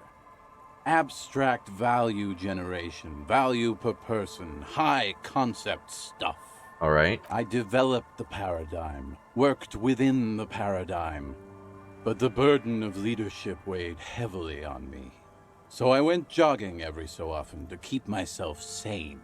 Wait, how many people did you have working for you? 22 full-time employees, an all-star team, a potentially historical set of individuals. Worrying about them often kept me up well into the morning hours. Did the jogging help? It did. With my trusty Sansarique tracksuit, I felt like I could conquer the world. But now dreams are worn thin, much like my tracksuit. He says thoughtfully, brushing dust off his shit-stained pants. What happened? One day I left on my evening run. As you may know, it's impossible to clear your head when you're distracted by the sound of keys jangling in your pockets. He shakes the bottle and makes a ringing sound. His eyes are clouded, his dilated blood vessels encircling his irises like stinging brambles. His eyes are your eyes. So I removed the key ring and put the keys for the front gate and the apartment into different pockets to stop the jangling, you see. At least, that was the plan. But I was halfway done with my usual lap when it started to rain. The reality situation became very wet, very quickly. How wet are we talking exactly? Wet, okay? It was raining really hard. Yeah, I get it. Fine. There's a trace of derision in his voice. I made my way back home and discovered that I didn't have the key to the front gate. I'd mixed it up with the key to the letterbox, which was useless. Naturally, the situation required me to climb over the gate, which I did. There was no climbing down because I slipped and landed on my ass. Ouch. Ouch indeed. Reality was looking rather grim just then. Me lying on my ass in a mud pit in the middle of a heavy shower. But when life knocked me down, I always got up. So I made my way across the yard. Standing in front of my apartment door, fumbling with my pockets, I realized that I'd also forgotten my apartment key. Okay, you've got to be shitting me. I wish I were, Tequila. I wish I were. Instead of my apartment key, I'd taken the key to the office. Okay, so what happened next? I rang my neighbors' buzzers. It was late, and most of them didn't even answer. Those who did assumed I was trying to sell them something and hung up before I could even explain the situation. People are naturally wary of ad men, you see. One moment someone chats you up, 5 minutes later you've bought a box of edible lingerie and a strap-on. Fair. I don't begrudge them, especially since I was known to be Pushy? one of the best. Okay, he pauses meaningfully. Heavy is the head that wears the crown. Just then, I experienced a moment of clarity. I still had the key to my office. I could wait out the storm there. But when I reached my office, I remembered that I'd asked one of my producers to change the locks that day. And since I hired only the best, he'd already done it, and I couldn't get in. Anyway, long story short, life spiraled out of control. I haven't gotten into my apartment for years, and my girlfriend left me because she didn't want to date a homeless man. The company, well, you see where I'm going with this. Everything went wrong, I guess? So, now you've heard my tragic tale. What do you think? Like nothing you've ever heard, huh? Takes a long swig of his drink. I mean, it's not like you can't get another key to your house. Or to the office. How long has it been since this happened? Wait, that's it? I feel like there are some steps missing. Tequila, I've thought about this series of events for a long time. If there was anything else to it, I would have thought of it by now.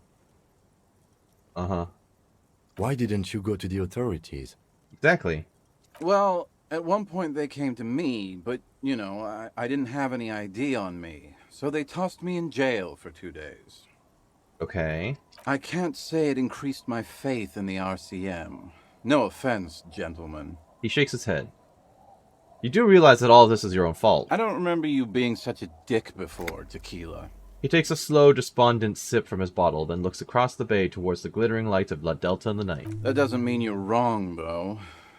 Anyway, that was all the tale one bottle gets you. Almost empty, this one. Why do you keep losing all your stuff? Good fucking question, Tequila. If I knew the answer, you think I'd be hanging out on a beach in this formerly premium but now extremely dirty two-piece lycra tracksuit? I used to own my reality situation. My business buddies and I had our own creative services agency. I had a nice apartment, an even nicer piece of ass. But somehow it all got away from me. Now I can't hang on to anything. Just last week I stole this nice new jacket, but then I lost it too. The only things I haven't lost are these two drunks. You of all people should empathize with this. Perhaps this lost jacket is something you could help with? What was the name of your agency? My agency, man. The Boom Boom Room. Our concept was combining high art with the lowest forms of marketing. The color red, breasts, and oil painting. Okay. I convinced my partners to reinvest some of our profits in an even more high-concept cultural incubator called Thin Air. The artists were happy, the clients were happy. I was financing a group of poets in East Revachol who were developing a new universal poetic language. But then it all went to shit. He looks towards the bay. If it sounds like it makes no sense, that's because it doesn't. Yeah, it doesn't. I think he's bullshitting me. That's a high concept. I have no idea what it means.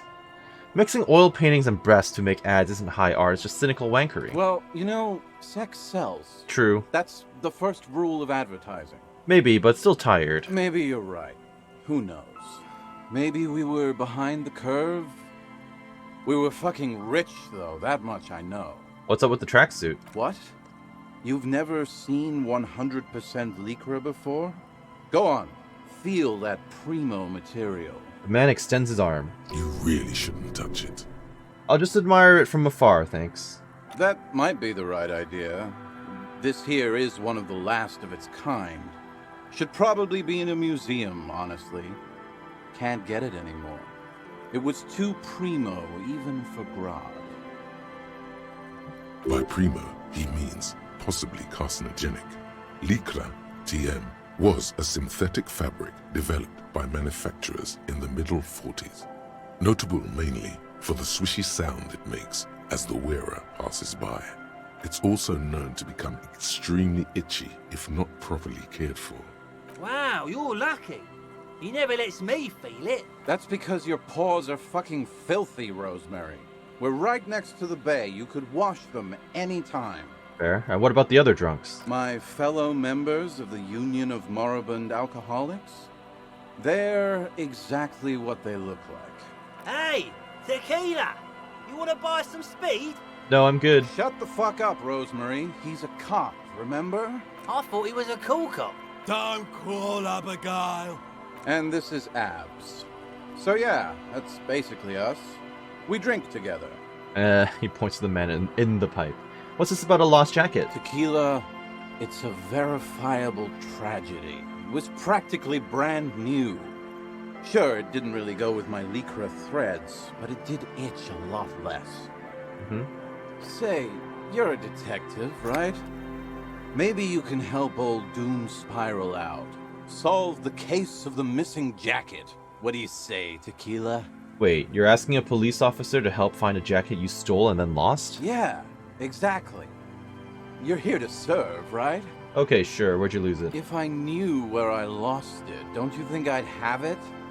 I mean, maybe I was up by the boardwalk, or walking along the beach, or checking out the abandoned fish market. That's a lot of places. Somewhere north of here, that's for sure. You could ask around, see if anyone's seen it. Let me ask you something else. I'm all ears, Tequila. Have you got any more stories? I do. But as you can see, my fuel tank is running quite low. If you catch my drift. He spins the bottle in his hand. Not a single drop of liquid remains. I don't have any on me right now. Cottonmouth is keeping my tongue imprisoned. Could you and your pal sign this document? No, let me look at that myself. Tequila Sunset. I forgot. I could actually forge a thing with the letter in my inventory. You take the legal documents out of the envelope. Apparently they can see me here. Maybe I should do this in my own shack? Can I talk to each of them individually? Grumbles an unshaven man with a ruddy nose. He narrows his eyes at you as if in recognition, then turns his head away. The noxious odor emanating from the drunken man is strong and familiar. Don't you call her? Yeah! Don't call Abigail! Who is Abigail? Abigail. Don't you fucking call Abigail. He draws out a disgusting snort, then mumbles, waving a finger in your general direction. Abigail is his wife or girlfriend. Chances are she's gone. Calling her wouldn't make it any better or worse. Yeah, I figured. You're not going to get anything out of this guy. He's too drunk. Who are you? What's your name? Don't call Abigail! His eyes move around erratically, the look in them hazy and unfocused. Where am I? What is this place? The man hiccups, then mumbles something unintelligible. Why shouldn't I call Abigail? He snorts and beckons you to lean in closer. He's gonna shout in my ear to not call him. Don't lean in. He waves his hand as if shooing you away, all the while murmuring something indecipherable. Let me try He again. Snorts. Do it. Don't call Abigail. Don't call Abigail. His breath smells harsh like a toxic swamp as he whispers to you. He then waves his hand as if shooing you away. Tell me about your friends. Don't you fucking call her. Hear me? Abigail? He glares at you and his voice trembles with every word, becoming ever weaker. He whimpers Abigail in the end. Hey, I'm on an official investigation. I need to demand that you answer my There's questions. no use in yelling at drunks. He's barely holding it together. The drunk man starts coughing a really disgusting, hacking cough. Don't call. Slowly, his head nods off to the side and he passes out, tongue dangling from his mouth. I got experience from that. There was little chance he'd be a reliable witness anyway. Yeah, that's okay. It's getting dark, though. Good to see you, friend. Do I have deals set up for you, buddy boy? He spreads his arms as if wanting to embrace you. What are you talking about? So what do you want? Whoa. I got smokes. They're cheap. Very cheap. I got Pilsner. Great deal. You won't get a better deal on that piss. Spirits I can let go for 300 real. I also have speed. And by speed, I mean amphetamine. Amphetamine? Aye, by amphetamine I mean speed. I thought you didn't hear me when I said I'm a police officer. Sure did, buddy boy. That's why I said amphetamine. I mean speed. I mean amphetamine. I got both. He taps the side of his nose. I thought by speed you meant amphetamine. Aye, that's what I said. Right, got it. Good, my man. Now what can I offer you? Quite the business venture you set up here. Oh, the system's been good to old Rosemary here, and I'm milking her like a bitch goat in the backyard. Uh-huh. What do you mean? You see, friend, man makes his own luck, and I made mine real good. Got my hands on 3 bottles of liquor exquise, sold 2 to the fellows around here, and immediately invested the profit. Bought cigarettes, bought beer, even bought a bit of speed. And look at me now. I got everyone on my hook. He spreads his arms and smiles a crooked, toothless smile. The hook. Where is it? I can't see it. Looks like you're on your own hook, too. Of course. It is what it is, you know. What it's always been. People, buddy boy. It's the people. The drunk raises his pilsner and nods. He has long forgotten what you were talking about. Why does the bottle of spirits cost 300 real? See, friend, it's real valuable. Worth every real, if you catch my drift. Got it from a bit of a business venture. He brings out a 1-liter bottle with a bluish liquid. The mouth is corked shut. Nod and let him speak. You know, it's funny, actually.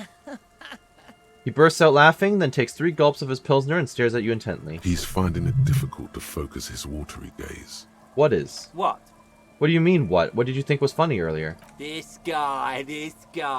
He says and shakes his index finger at you. Conversation might bring a discount, no? Where did you get the bottle of spirits from?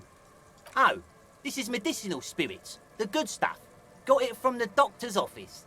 I got one of those scientific ampoules a few months ago. Torpedo, they call it. It's supposed to keep a man from taking a drink. He spits a nasty yellow clot on the ground before you. Didn't stop me for shit, that's for sure. 5 lemons with half a pack of butter and you're good to go. That's a good tip. I should remember it. It really isn't. In a week, the goddamn kidneys started giving me all kinds of help. Finally, the missus took me to a private doctor's office. Not a charity, the real thing. Those arseholes charged me £4 to remove the damn thing. But I came out on top after all. Okay, how? The idiots left me alone in there. Now, I used to teach high school biology. I know what doctors use to preserve dead things. He gets an excited gleam in his eyes. He's waving around some sort of preservative chemical, and he thinks it's alcohol. Like 3 cans of this blue medicinal stuff from the back room. Threw the snakes out and voila. What's left is this beautiful blue stuff. 98.7% almost pure alcohol. 2 I already sold to these fine gentlemen here. But this last one is yours for 3 real, if you want it. Don't say it. 3 real. Can I smell it first? Yeah. Be careful. It's extremely flammable. 1 spark and the entire city of Revachol is wiped off the map. Feels like someone set a mustard field ablaze right inside your nose, then drenched it in tear gas. Your nose is a singular source of pain, but at the same time you don't remember the last time you felt so alive. In all fairness, that might be attributed to the retrograde amnesia. True. So, what's the deal, friend?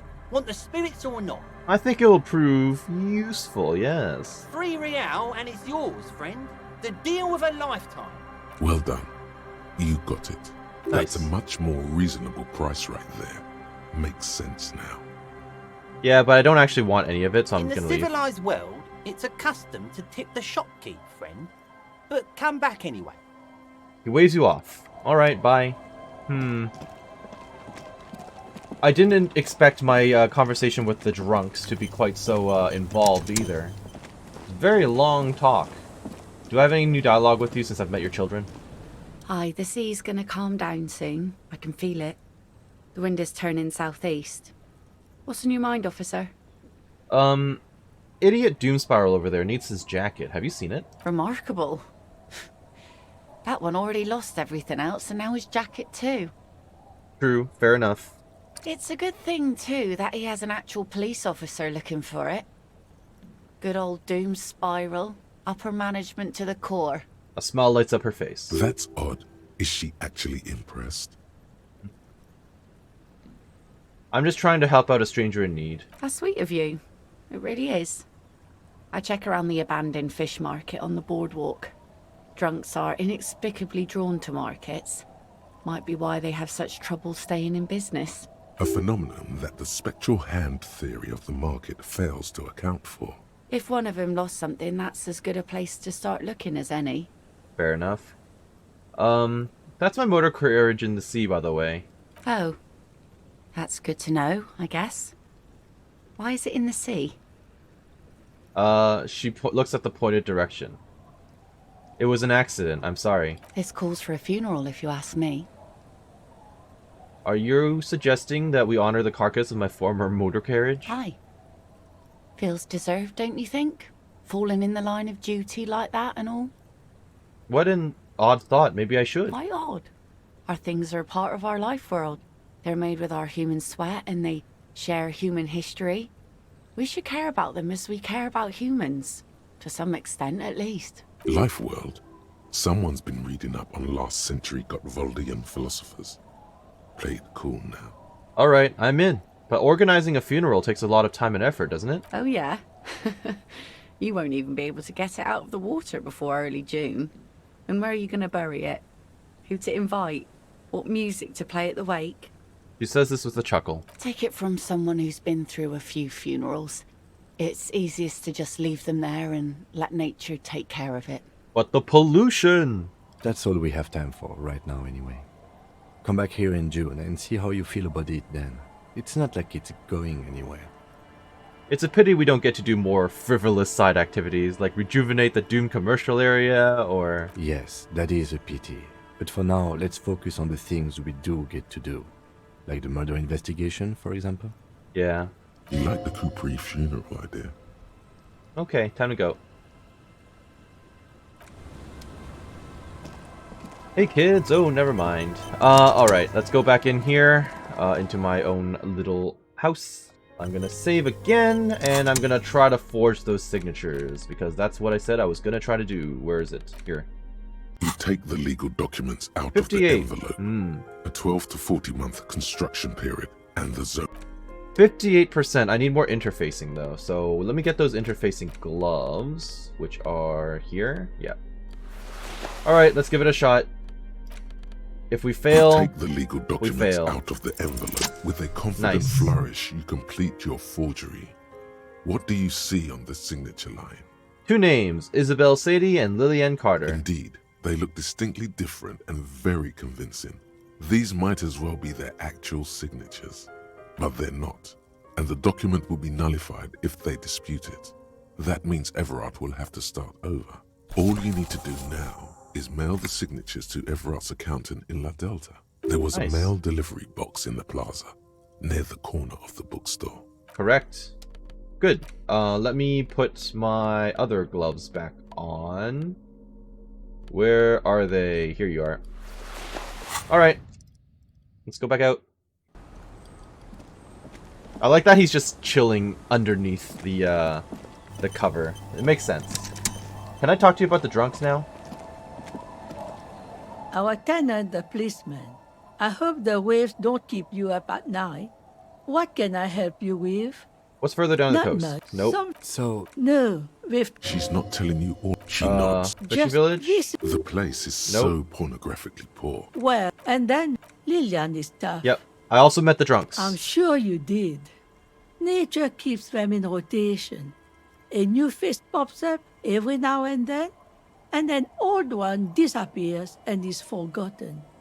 This is who we are. Alright, there's another topic I'd like to address. She nods, rinsing another piece of... You know anything about a lost jacket? What do you want with a lost jacket? That's an excellent question, ma'am. One of the drunks lost his and I agreed to look for it. He probably pawned it for booze and then forgot about it.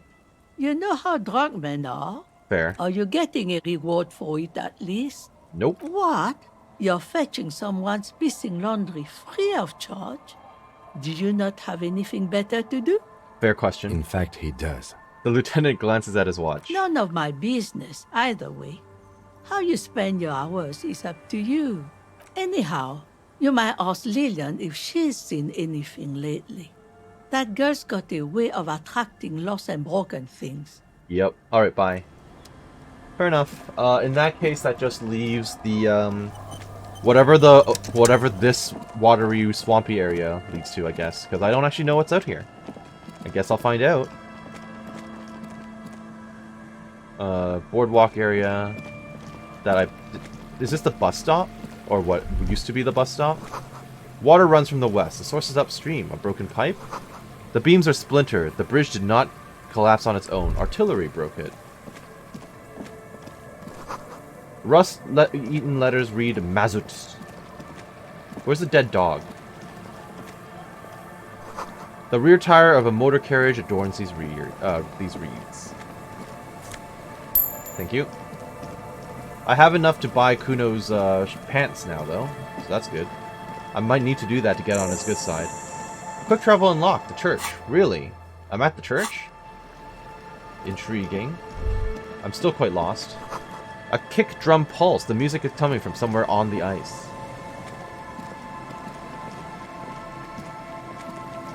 I have to go all the way around to look at this.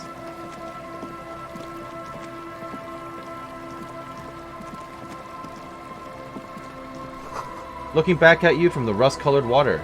You. Yeah.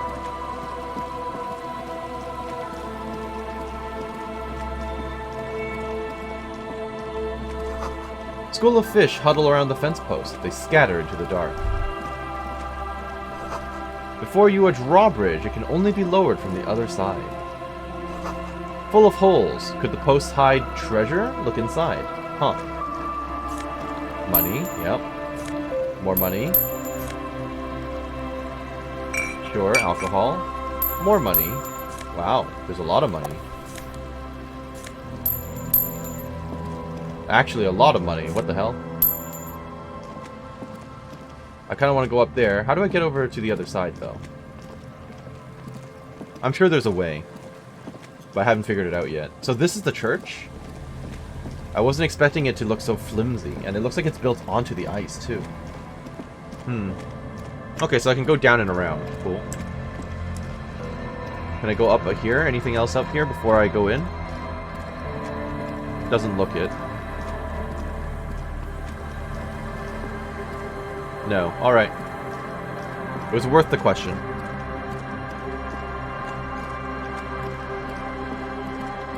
Oh, there's a person here. It must have taken a lot of patience to do this.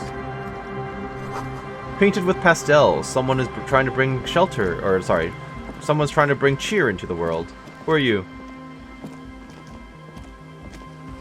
A shaggy-looking girl in her late teens or early 20s kneels on the ice with an electronic contraption in her hand. Hearing you approach, she looks up. Oh. Hello there. General Kenobi! It's cold out here, but she's not wearing a hat. She must be freezing. Dear child, it's freezing. Where's your hat? Huh? She looks up at you, distracted. Maybe she didn't hear you. A little louder. I said you should have a hat on. So should you. I'm wearing a hat. What do you mean? You don't have to do anything. I should, and I do. Point at my hat. Yeah. Oh. I didn't notice that. It's nice. You should wear one too if you plan on staying outside in the weather. Yeah, well... Look, man. Fuck the hat. She tries to think of something to say. Your pulse rises. What did she just say? That's not how a civilian is supposed to address an officer of the law. 8% chance. Wow. Is that kind of language really necessary? I'm sorry I said fuck the hat. I was concentrating on something else. My whole family swears and it rubbed off on me. There's a pained expression on her face. She'll answer your questions now. What's your name? Estelle. Her hair is dyed blonde, with dark roots showing. There's a coarseness to her features, some masculinity below that timidness. And your surname? Why? I'm from the police. It's for the paperwork. Okay, it's Berger. A very common name. You have little reason to doubt that's her real name. But she's not all that surprised by this cop show questioning, is she? True. What's that device you've got there? This? It's a portable recording device. It's for field recording. Low quality, but still. She breathes on her freezing fingers. And the wires? Actually, just one wire. I picked on it till the braiding came loose. The wire leads to a contact microphone. And what's a contact microphone? A contact mic records sounds from inside things, like this ice. Your mangled brain would like you to know there is a boxer called Contact Mike. Thank you, brain. Not relevant. It's a random shower thought popping into my head. Yeah, any news on my wife's name? What about my mother? No. All You're right. welcome. No, it doesn't have anything to do with Contact Mike. Are you kidding me? How does this thing work? I'll ask the question. Yeah, I record stuff with it. No, I mean the boxer Contact Mike. Kim's gonna be so disappointed in me. No. This is a contact microphone. It's for recording inside solid objects. Contact mic just beats people up. That's not fair. And an understatement. How does the thing work? The mic? I don't exactly know. Somehow it doesn't pick up vibrations from the air. The book said it only picks up structure-borne sound, if you like technobabble. And where'd you get the mic from? Same place I got the recorder from, the Palaceum. What's the Palaceum? Oh man, you haven't been to the Palaceum? It's the coolest place in this whole drug-addled shithole. It's a music club and a synthesizer workshop on Boogie Street in Jamrock. Musicians live there, like real musicians. I once saw Arno van Eyck. Thinking about it really cheers her up. It's a long way from here, though. Sounds interesting. Who is this Arno guy? Oh yeah, guess you wouldn't know Van Eyck. Or really be a Palaceum going kind of person. I get down. I don't know what that means. I grind. I don't know what that means either.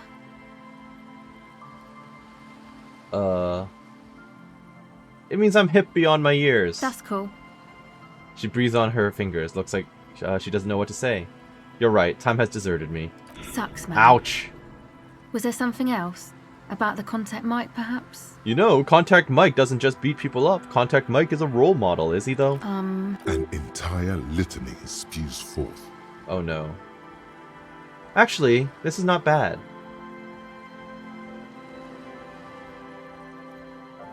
Yes, you heard right. You should try to be more like Contact Mike.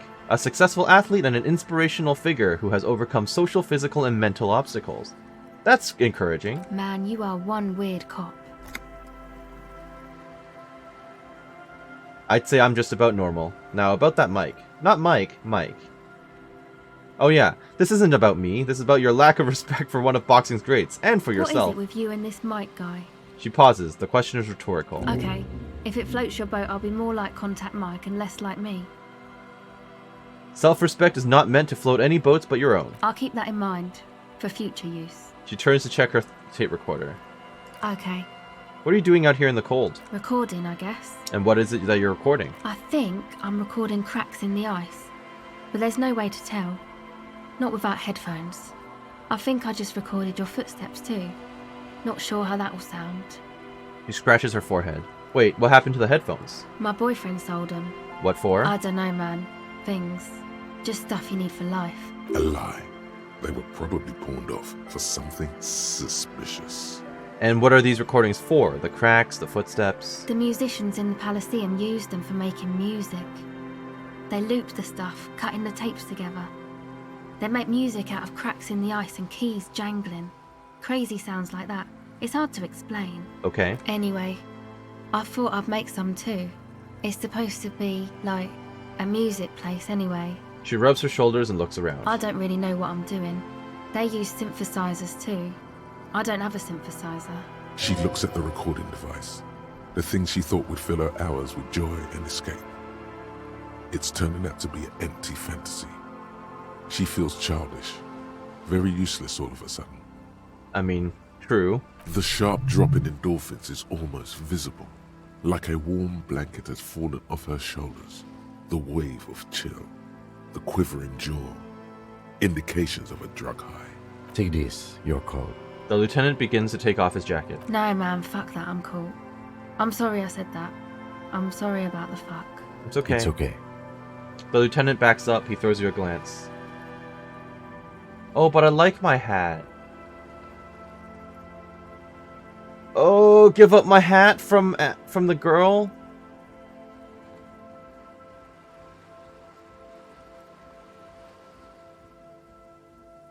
Here, you need this more than I do. Thanks. It's a bit large for her. You said it's supposed to be a music place. What is? That? The boys think it could be a place, like the Palaceum or something. Stupid. It's really not going to be a Palaceum, that's for sure. And who are these boys? The boys? Yeah. Andre and the guys. They're inside, in the tent. And why is that? And why are you freezing out here while the boys are inside? They got too much stuff crammed in there. No room. Stuff like what? Music stuff, mostly. Like this tape recorder, but bigger. And there's piles of it. You mean like those headphones your boyfriend sold? Yep. They were pretty. I'm sorry we sold those. She squints her eyes a little.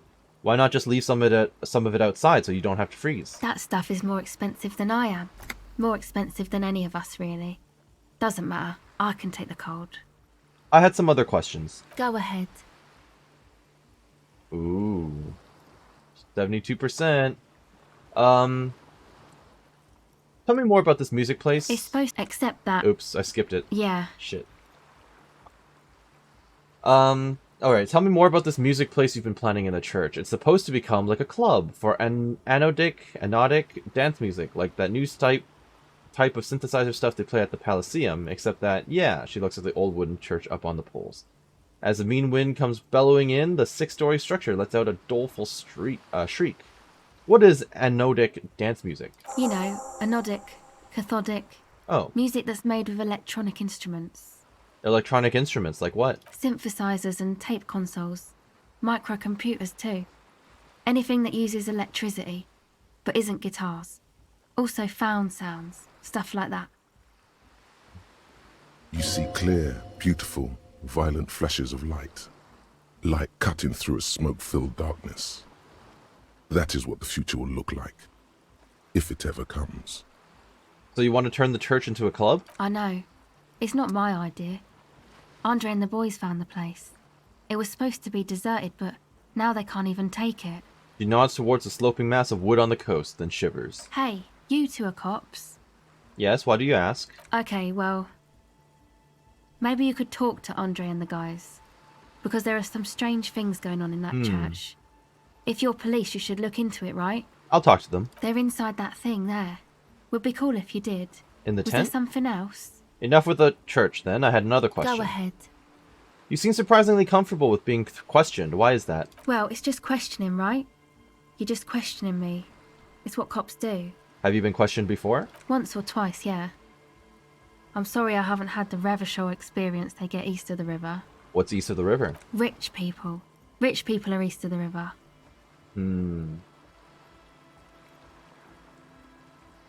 Strange. The existence of rich people does not stir any emotions in me. Bet they like it that way. She mutters quietly under her breath. You keep them rich. So what trouble have you gotten into with the police? The usual. I had a shitty run as a teenager. What's the usual? You know, drinking, getting into fights. The ugly stuff that happens when you move out your parents' place at 13. In Forberg. Interesting term. Time to glean some knowledge. Wait, what's in Forberg? Is this a rhetorical question?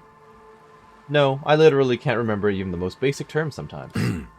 Forberg, not in Forberg. It's a massive banlieue south of Jamrock Quarter.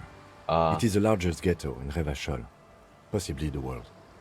I know what Jamrock is, but let's say I didn't. We are Jamrock, sort of. Martinez is called I'm North glad I asked Jamrock because I got sometimes. experience for it. Jamrock is also a ghetto, only smaller than Forberg. Jamrock is a district of Revachol comprised of the following quarters: Pox, Villa Lobos, Central Jamrock, Grand Couron, Old South, and the Valley of the Dogs. Learning is great. Alright, turn to the girl. Why did you have to move out when you were so young? My dad was a drunk. Plus, I guess, I just wanted to drink too, you know. Get my party on. Drinking, partying, and disco music are bad for you. You should take me as a warning example. She nods very cautiously. Alright, 72%. I gave her a hat. And she's more like Contact Mike now. Go! The device is still warm from her touch and heavy as a brick from the batteries inside. The company logo, Omicron, adorns its yellow plastic cover. Inside, the tape is rolling. The girl looks at the device in your hands. I'm sorry you have to sit here on the ice with the drugs wearing off. At your age, or at any age, in this weather, and waiting for it to get dark. She looks you in the eye, her pupils wide, surrounded by a ridiculous amount of makeup. The people who built this world intended it to be better for you, but they failed. It's easier to live in their failure with this by your side. Tap on the tape recorder. The wind howls. She remains silent. It's real. Tell her. It's not a childish fantasy. It can be a real weapon against what's coming for you now. What is? Her shoulders shake a little. No, let's not do the...